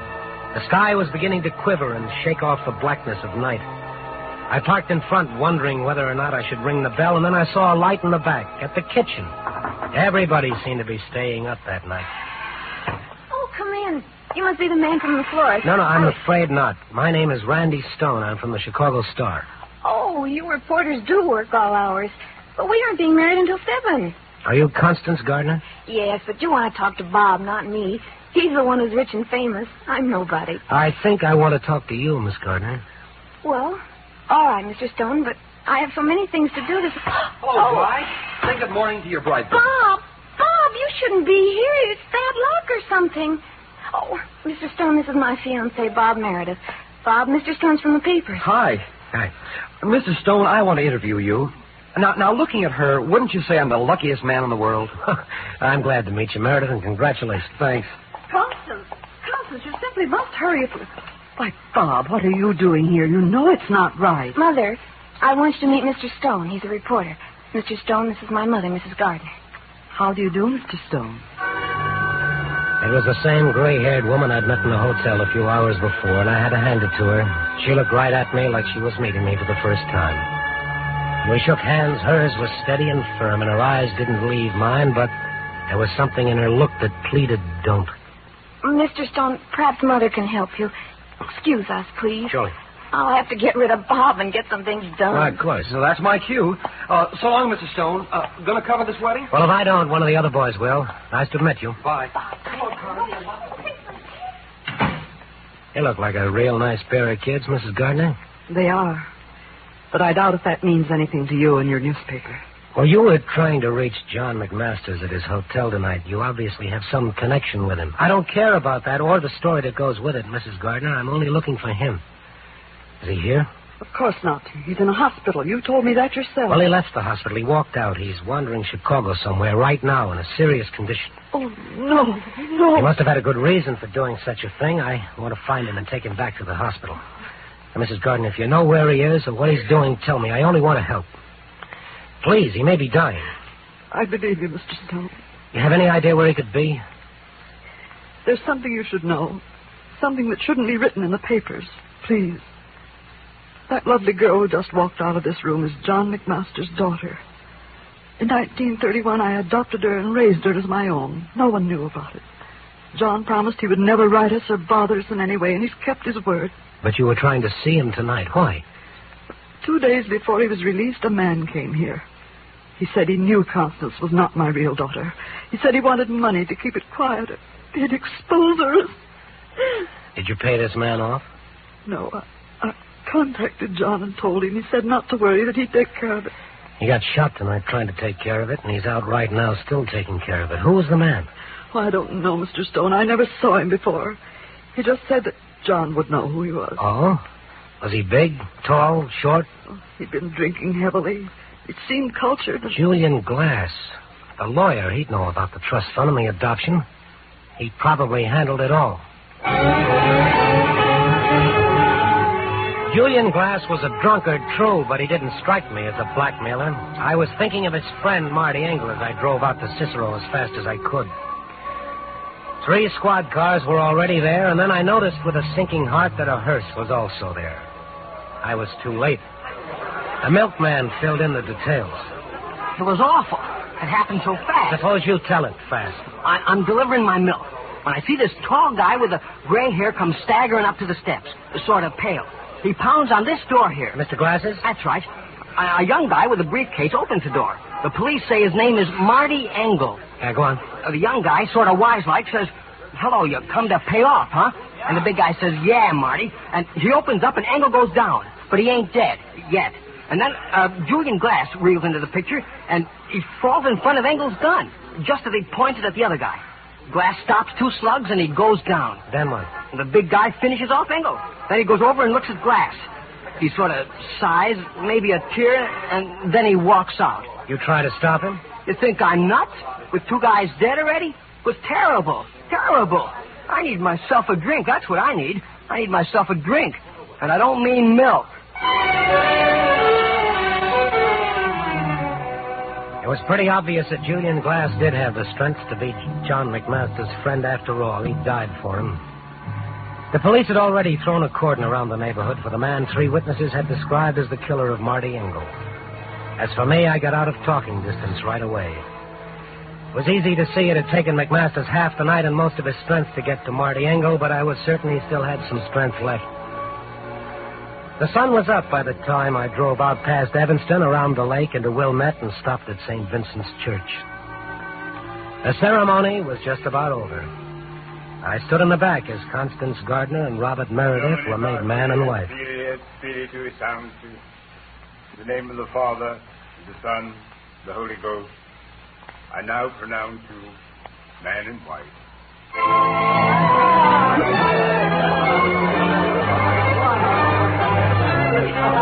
They turned around and started down the aisle. That was when I noticed the tall, gray-haired man leaning quietly against the door. Hello, Stone. What are you doing here? Covering your daughter's wedding, McMasters. I knew you were a smart guy and that you'd find out about everything. They don't like murder in this state, no matter what the reason. Marty Engel was trying to buy that kid of mine out of her life. He found out who she was when he worked for Julie Glass. I had to stop him. Poor Julie. He did all he could, but... I'd better get you to a hospital. No, I want to... Stone, hold me up. Don't let me fall right here and ruin a wedding. Thank you. Hold me up, please. Sure. Oh, thank you very much. Thank you so much. Oh, Bob, there's Mr. Stone. Oh, yes. Hello, Stone. Thanks for covering it yourself. You can tell all of your readers I'm the happiest bride in the world. And quote me, please. I'll do that. Oh, Mr. Stone, do I know your friend? He seems familiar. No, you didn't know me at all. I'm sort of an associate of Mr. Stone's. I was glad I could be at your wedding. Oh, I'm glad, too. Hey, we've got to go now. Bye, Mr. Stone. Bye.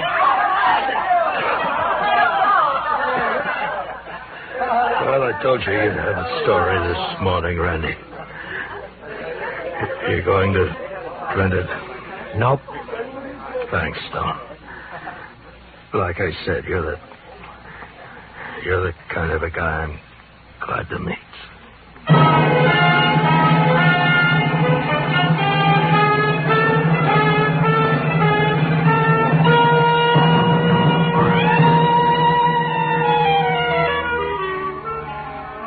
Big John McMasters died in a taxicab on the way to the hospital. And there's no maybe about whether it was better that way or not. So I'm writing a story. It's all about laws that made criminals and laws that made them not criminals. It's kind of a wandering piece of copy that doesn't really get anywhere and never really solves anything. But it doesn't mention any names because I don't think that'd solve anything either. Maybe Julian Glass was right when he said they're all gone now, and the ones who are left are broken and tired with old faces, and they should be gone, too. I wonder what he'd have to say now that he's gone with them. Copy, boy.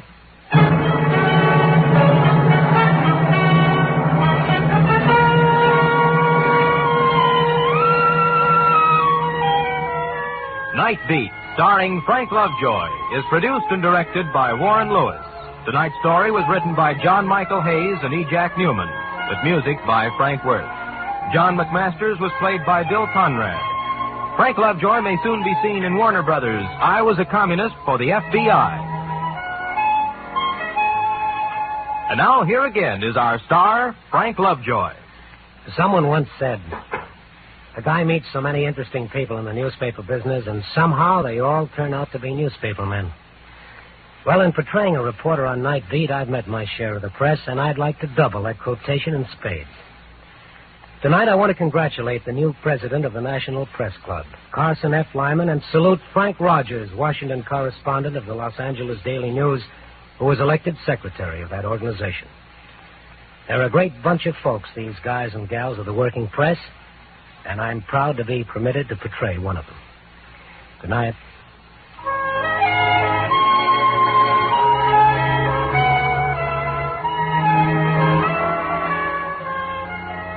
Night Beat came to you from Hollywood. In 30 seconds, hear Marlene Dietrich in A Foreign Affair on NBC.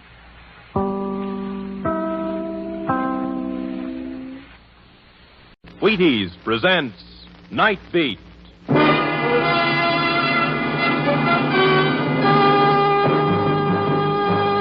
On stage tonight from Hollywood, Night Beat. Another in the Wheaties' big parade of exciting half-hour presentations. Night Beat.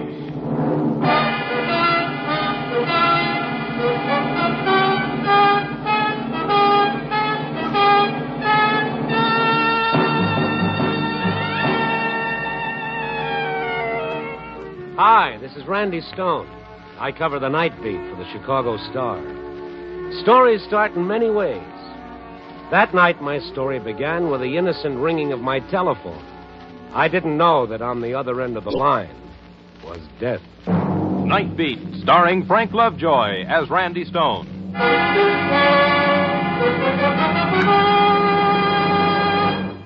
When you get up and stretch and find your way to the kitchen tomorrow, reach for the Wheaties. lay spoon to whole wheat. Whole wheat that can help make a difference all morning long. Start a good breakfast with Wheaties for the roll-up-your-sleeves kind of energy that can make the morning go smoother.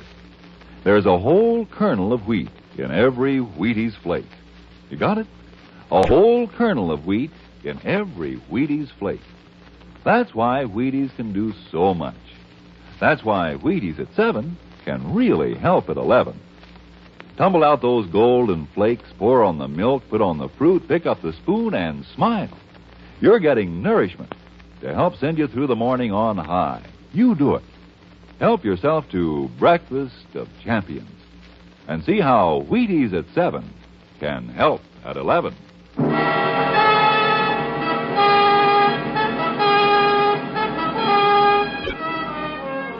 It was my night off.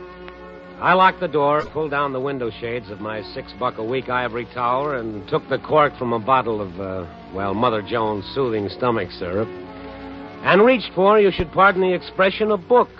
Oh, what the heck, a lot of people read books. School children, for instance. Tonight, some other poor sucker was walking the night beat, and as far as I was concerned, the whole world could take a walk. But as it turned out, the joke was on me. The world took a walk, all right into my snug little ivory tower.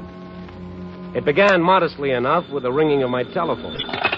Yeah? Randy, this is Matt Kummel. Where have you been? Oh, look, Mr. Editor, I'm on my own time. I called every redhead in town. I called every bar and grill. I called the police station, the county hospital, the morgue. Where have you been? Well, you found me, Matt, at home. Oh, that's great. That's great. You'll never guess who's looking for you. Okay, I'll never guess. Mr. De Stout's come to town. Edward De Stout, our distinguished publisher? That's right. Mm-hmm. And he wants to talk to you about that night beat stint of yours. What about it? Well, he's got some ideas. Maybe he wants to expand it into a column. He's only going to be in town till tonight, so he wants you to phone him right away. Andover 23820. You got it? Yeah, what are we calling him this season? Father of the Waters, Star of Stars, or just plain Bill? Randy, call him right away. It sounded important. Okay. So long. Good evening, Mr. De Stout. Your humble servant, Mr. De Stout. Now drop dead, Mr. De Stout.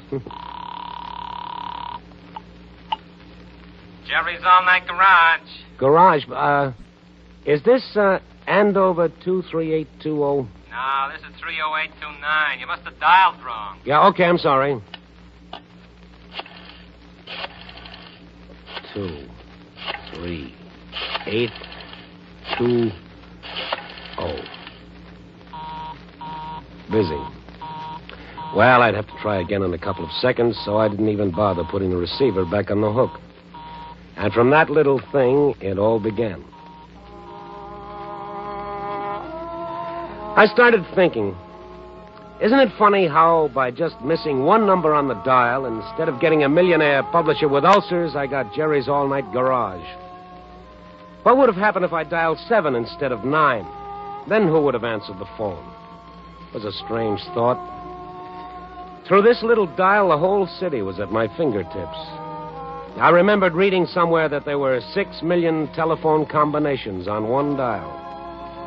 Then on the spur of the moment, I did a dumb thing. I spun the dial 7 times in rapid succession without even looking at the numbers.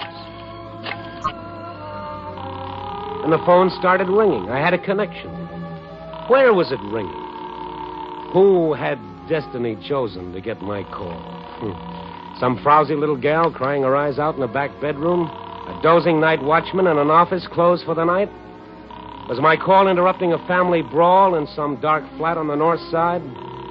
Was it breaking up the sleep of some poor guy working a night shift? Well, wherever it was ringing, there was no answer. So I tried dialing De Stout's number again. I thought, what a swell idea for a column. The whole city at your fingertips. Still busy. So again, just for the fun of it, and without looking at the phone, I dialed 7 times.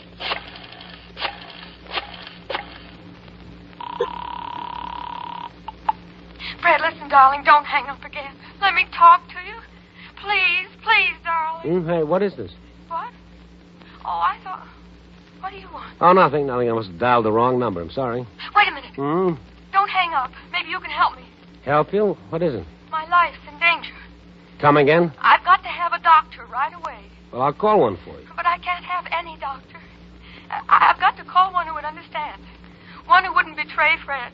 Then why don't you call Fred's doctor? I've called Dr. Bechtel. Bechtel? Yes, Russell Bechtel. He's Fred's doctor. But his nurse says he's out on a call and she doesn't know where to reach him. I couldn't tell her the trouble I'm in. She wouldn't understand. She'd only tell me to call the police. The police? Yes. Fred's had one of his attacks. He's threatened to kill me again. And this time he's gone for a gun. Oh, well then, sister, you better call the police. No! They'd put Fred away for good, and I couldn't stand that. I'd rather be dead. I get it. You don't believe. Oh, you catch on fast. Who put you up to it, honey? Sounds like the boys on the police beat. Listen, you've got to believe. Does it say so in the Constitution? Look, I'm pretty busy. Please, you've got to. You've just got to. You've got to. Wait a minute. How could this be a gag? You didn't call me. I called you. I swear I'm telling you the truth. You've just got to believe me. It's my only chance. Keep talking. Look, I don't know who you are or how you happen to call this number, but if you don't help me, I'm finished. All Fred needs is a doctor, one we can depend on. Fred's been sick for a long time. When he gets these spells, he temporarily goes out of his mind. And Dr. Bechtel can always snap him out of it. Well, we'll call him. But I told you I can't reach Dr. Bechtel. Well... Oh, you must believe me. And you've got to promise not to call the police. What are you talking about? If your life's really in danger, of course I'll call the police. All right, then just forget the whole thing. Goodbye. Wait a minute. Don't hang up. Just give me a chance to catch my breath, will you? Now, let me see. Yes? Well, okay, you sound like a good kid. Maybe I can get you to a doctor. My doctor, Lawrence Blair. Will he do as I say? Yeah, but I better be able to tell him a few things about this, or he'll just tell me to go to bed with an ice bag and a couple of aspirins. Now, just who is this guy, Fred? He's my husband, Fred Schwery. He threatened to kill you? Yes, as soon as he returns. Why don't you get out of the house before he returns? I'm not in my house. Oh? We were out driving when he got this spell. Oh, it was terrible. Terrible. All right. Now, try to relax. Now, tell me about it. Well, he started accusing me of not loving him anymore. And he threatened me like a madman. Yeah? And then he drove me to the studio and locked me in. Said he was going for a gun to kill me. Where is this studio? I'm not sure. I didn't watch closely. I was pleading with him all that time. Oh, fine. That makes it dandy. I never knew about the studio. He's a commercial artist. I guess he came here to work. See, we've only been married for 3 months. Well, aren't there any windows you can break through and get out? No, it's on the 8th floor. Well, what about the fire escape? It's the end of the building. I've pounded on the door and tried to get help, but no one's come. We haven't lived in this city very long. I've called a few friends we know, but no one's home. I don't know what to do. Now, look, there's no time for that. I'm going to get my doctor over to you. I got to know where you are. Now, you go and look out the window for any identifying landmarks that would help us find you. All right. But please don't hang No, up. I won't hang up. Now, go on. Step on it. While I waited for her to return, I opened my collar and I loosened my tie. What had I gotten into? Me, nothing. But what about that poor kid? Why wasn't she back on that phone? Where was she? Come on, lady. Where was she? And then she was back. Hello? Yeah. Oh, I was so afraid you'd hung up. Well, now do you have any idea where you are? Well, there's a big warehouse directly across from this building. Yeah. And about a block east of here, I can see a radio tower. But I can't quite make up the name on it. A radio tower. What else? Well, there's just the usual apartment buildings along the street. But on the corner, there's a large supermarket. A supermarket? Anything else? Yes, there's a park a few blocks away. Looks like Lincoln Park. And the building you're in now, can you tell me anything about it? It's white brick. And there are 2 more floors above this one. All right, okay, we'll be able to find you. I'll call my doctor right away. He knows the city better than the guys who built it. He'll find you. And I'm going to stay right here at this phone. If anything goes wrong, I want you to call me right away. You understand? Yes, I will. My number is Butterfield 13003. Have you got that? Butterfield 13003. That's right. But remember now, I'm depending on you not to call the police. Yeah. Mm-hmm. Because if you do, I'll deny everything. Maybe that sounds crazy, but you don't know how much I love Fred. How wonderful he is to me when he's well. Yeah, well, kid, nothing sounds crazy to me anymore. I'm even ready for that thing about the storks. Now, don't forget to call me right back if you need me. I'll call my doctor right away. All right.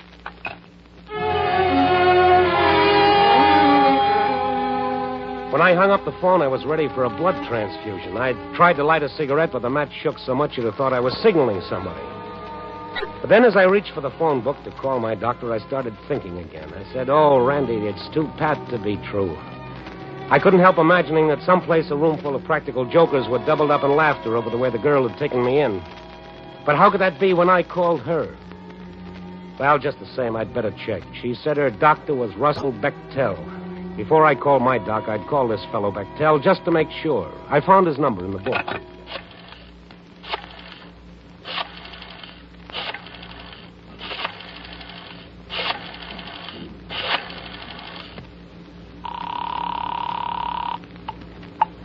Edgewater 66989. Dr. Bechtel's office? Yes. Who's calling, please? I'm a newspaper man on the store. I'd like to talk to the doctor. Oh, I'm sorry. He's not in now. He's out on a call. Can I help you? Well, maybe. Does the doctor have a patient named Fred Schwery? Well, these things are confidential. Yes, look, ma'am, there's no time for that. A few moments ago, I spoke to Fred Schwery's wife. Well? She told me that Schwery had gone into a violent fit of some kind. He's had another attack? Yes, he's got her locked in his studio, and he's gone for a gun. To kill her. Then you'd better call the police right away. You mean she was telling me the truth? I mean, Fred Schwery's a dangerous paranoiac. He's had 3 attacks in the last 2 months. Why wasn't he put away? Oh, the doctors begged that girl to commit him to asylum, but she's so stubborn. You know the address of Schwery's studio? No. The doctor might. But I've no way of reaching him till he calls in. Our records show only Mr. Schwery's home address. All right, thank you. Will you please call me back if you reach the doctor? My number is Butterfield, 13003. Yes, of course, but what are you going to do? Well, I don't know. She wants me to get my own doctor out there. She gave me enough landmarks to find the place. Then you'd better hurry, because if Schwery's had another one of his attacks, and he gets to that girl with a gun, you'll never find her alive. Yes, I know. Goodbye, thank you. So, the poor kid had been telling me the truth. I know I ought to call the police, but I remembered her saying that if I did, she'd deny ever talking to me. Yes, and maybe she was stubborn like the nurse said, but she was also a mighty brave kid. I started looking through the phone book for my doctor's number. Black, Blaine, oh, where is it? Is it Blair, Jasper, Lawrence? There it is, Dr. Lawrence Blair, Radcliffe 41079. Before I could dial the number, my phone started ringing. Yeah? I can only talk for a second.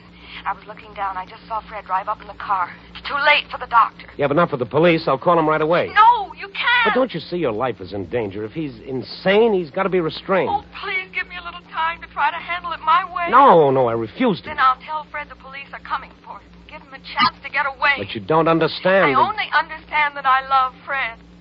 Nothing else matters one bit. I've talked him out of these attacks before, and I'm going to try to do it again. All right. How much time do you want? Give me half an hour. No, 15 minutes. If you don't call back in 15 minutes, I'll know you're in trouble, and I'll have the police out there at once.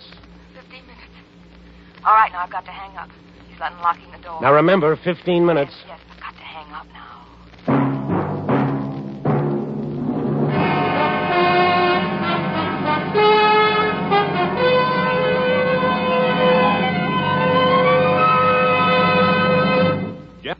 General Mills is bringing you Night Beat, starring Frank Lovejoy as Randy Stone. Salesmen can sell better, farmers can farm better, housewives can housewife better on a better breakfast. Sure, and sure as you start with Wheaties, you're going to have a good start to a better breakfast. Yup, whatever you do, whatever your job, do it better, smoother, easier with Wheaties to help. Because there's a whole kernel of wheat for every Wheaties flake.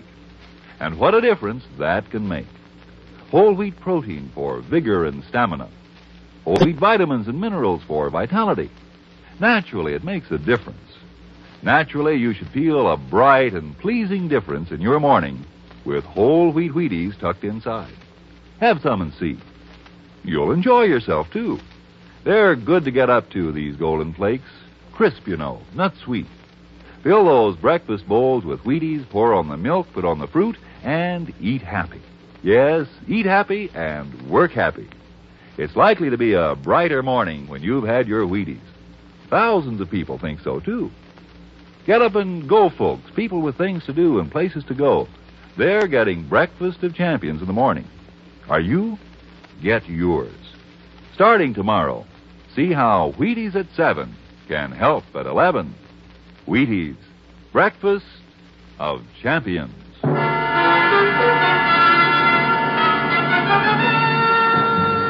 now, back to Night Beat and Randy Stone. This time I'd hit the jackpot in spades. I was just doodling on the phone, spinning the dial without even watching it, when I got a girl waiting to be killed by her crazed husband. I promised to wait 15 minutes to give her a chance to snap the guy out of it. And if I didn't hear from her at the end of that time, I was to call the police. I wasn't sure my watch was right, so I dialed for the correct time.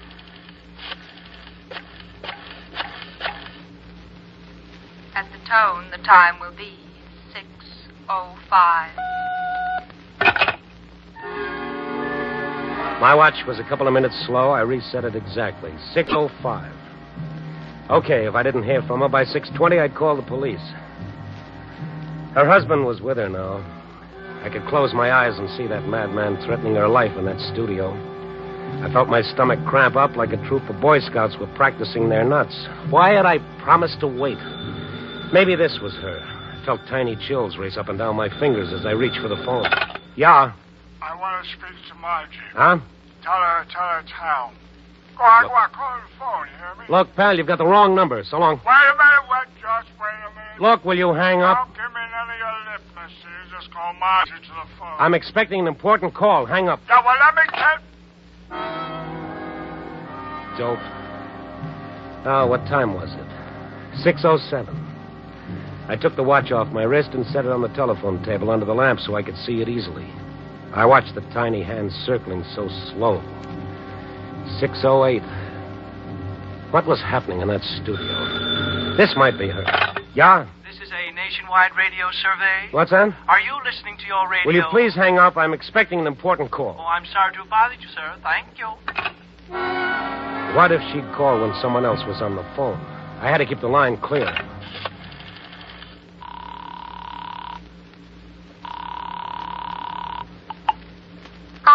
Operator, I'm expecting a very important call during the next 10 minutes, and I don't want to receive any other calls. Can you help me?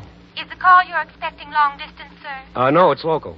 It would be impossible to block out your line for local calls, sir, because then the call you're waiting for would be unable to come through. Oh, yes, I hadn't thought of that. Thank you. Bye. 6:09.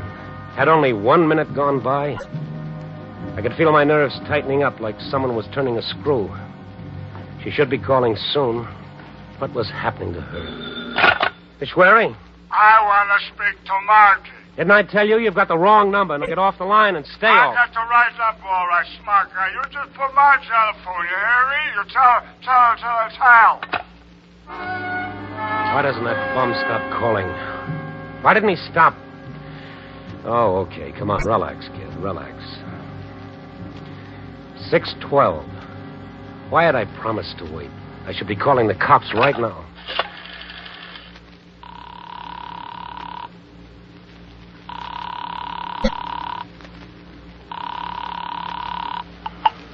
Operator? What do I dial for the police department? You dial 211, sir. Or I can connect you. No, not yet. I was just wondering about it. Thank you.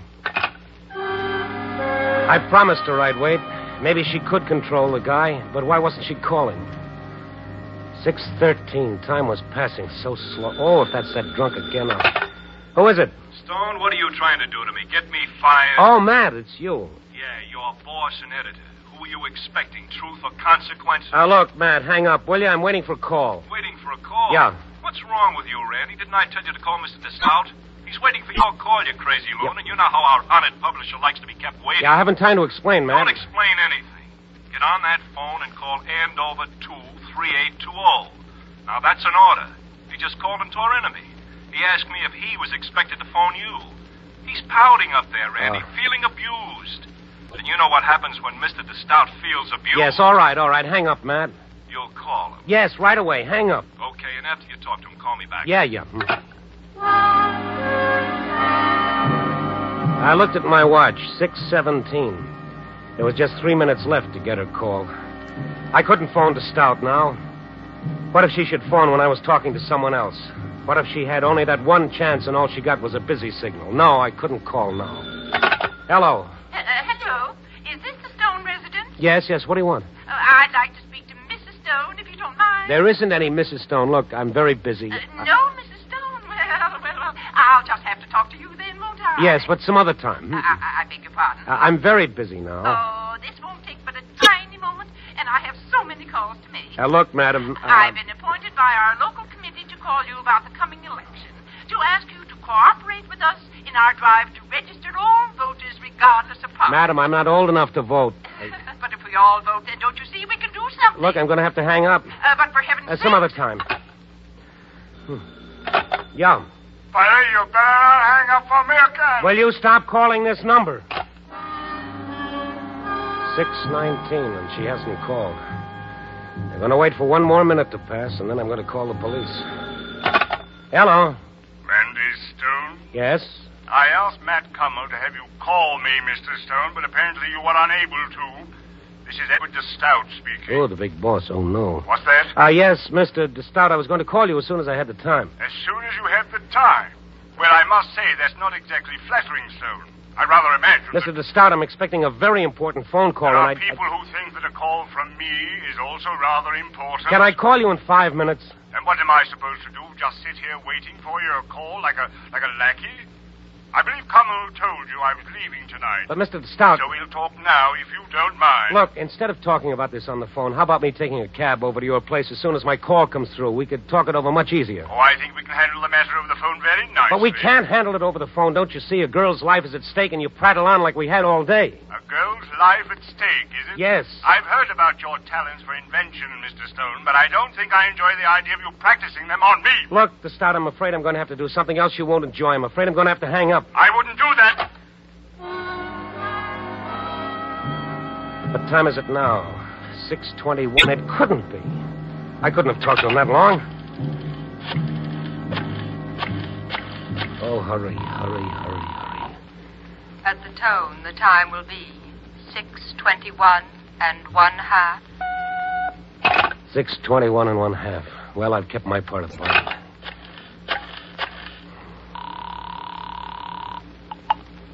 Police Department, Sergeant Harris speaking. Oh, Harris, this is Randy Stone. Listen to me closely. We don't have any time to lose. What's up, kid? You better send out an all-points alarm on this. It's got to be fast. Hey, slow down. I can't understand you. Look, a while ago I spoke to a girl on the phone. She told me her life was in danger. She was locked in a studio and her husband was coming there to kill her. Easy now, easy. I gotta write this down. You gotta move fast or we're not gonna make it. Go on. This husband of hers, he's insane. He became violent. How long ago did you talk to this dame? 15 minutes ago. Why don't you call us right away? I'll tell you all about it later. We gotta get to her. Okay. What's the address of this studio? I don't know her address. It's the first time I ever spoke to her. Hey, Stoney, you've been drinking. No, I'm telling you the truth. So how are we supposed to find her? Well, she gave me landmarks she saw from her window. She gave me enough so you guys can get right to her. All right. What are they? All right, now let me see. She said her window looks right out on the blank walls of a warehouse. Whose warehouse? Well, she didn't say. Oh, that's a big help. Next. Well, she could see the tower of a radio station about a block away. Could she make out the call letters of the station? No. That's no good. What else? What do you mean, no good? How many stations you got on your radio, Stone? What else? Well, there's a supermarket down the street, a big supermarket. Supermarkets are all over the place. Yeah, but this one's near Lincoln Park. What does that mean? The whole north side's near Lincoln Park. What else? Nothing else. You add all those things up, it's got to lead you somewhere. Yeah, we could find her all right in 3 or 4 hours. But that's no good. In fact, she hasn't called back, means she's in trouble. If you don't get there right away, it'll be too late. Hey, wait. What? Why, we're a couple of dopes. What do you mean? She call you, would you call her? I called her. Okay, we're in business. Huh? We'll have a squad car out to that studio in 3 minutes. I don't get it. You call her, don't you see? Huh? All you got to do is give us her phone number, and through the phone company, we can trace down her address in 30 seconds. What number did you call? What number did I call? Come on, Stone, come on. We've got to move. But I don't know what number I called. I didn't even look at the dial. Come on, Stone, speak up. What number did you call? I don't know what number I called. You don't know? Don't you understand? I don't know. I'll never know. What? I was doodling with the phone, and she answered. Oh, well, I guess we'll just have to try to find her with the information you gave us. That's going to take a long time, but there's nothing else we can do, huh, Stone? Well, there's 6 million combinations on a dial. No, there's nothing else we can do.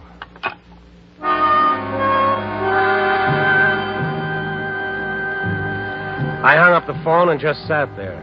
I wanted to die quick and easy. What was I going to do now? How was I going to be able to go on living as though nothing had happened? I was just as much of a murderer as that crazy husband. How could I be so stupid? Why didn't I ask for a number? Why didn't I? Yeah? Mr. Stone? Yes? This is Dr. Bechtel's nurse, Mr. Stone. Yes. Oh, I'm so glad I got you. It's all right. What's all right? I was able to locate Dr. Bechtel just after you called. You what? He knew the address of the studio, all right, and he got there in plenty of time. We're sending Sworry to a sanitarium for treatment. And the girl? Oh, she's fine. Had to give her a sedative, though. That's why she didn't call herself. But all's well that ends well, like they say. Oh, you know what I've been doing the last 15 minutes waiting for her call? I'm half nuts myself. I'm ready for a straitjacket. But, Mr. Stone... Why didn't you call me right away? But, Mr. Stone, I've been trying. Your line's been busy.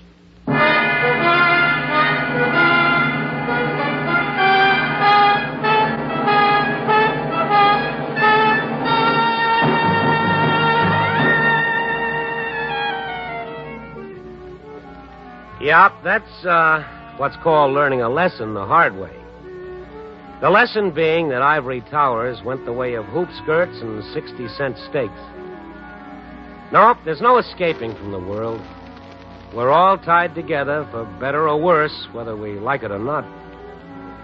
And no matter how well you lock your windows and bar your door, the dreams and the fears and the hopes of all your fellow men are still no farther away than your fingertips. Oh, no, I won't answer. No, I can't. Oh, well, what's the use? Yeah? Listen, I want to speak to Marge. Oh, shut up. Oh, you know something? Next month I may decide not to pay my phone bill. Copy... Oh, no, what am I doing?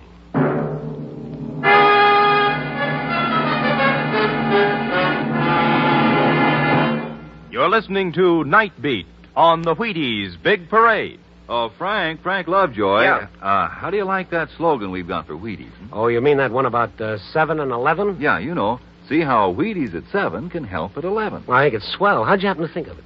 Well, can you keep a secret? Oh, Silent Frank, they call me. Shoot. Well, the other morning I missed my Wheaties. Imagine.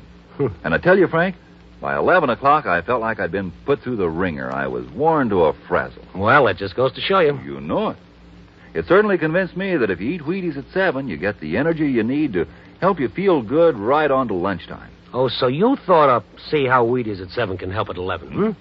Well, no wonder they call you the Wheaties man. That's right, Frank. Good night. Night.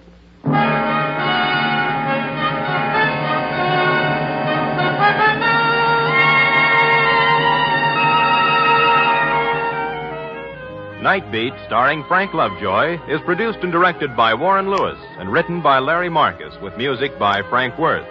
The part of the girl was played by Lorene Tuttle. Others in tonight's cast were Catherine Card, Barbara Dupar, Bill Lally, Peter Leeds, and Jay Novello. Frank Lovejoy will next be seen in Milton Sperling's production 3 Secrets, released by Warner Brothers.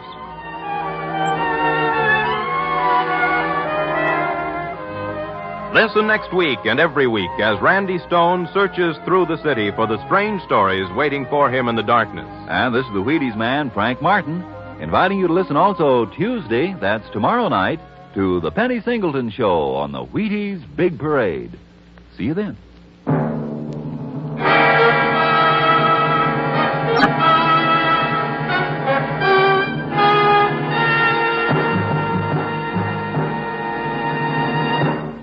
Night Beat came to you from Hollywood.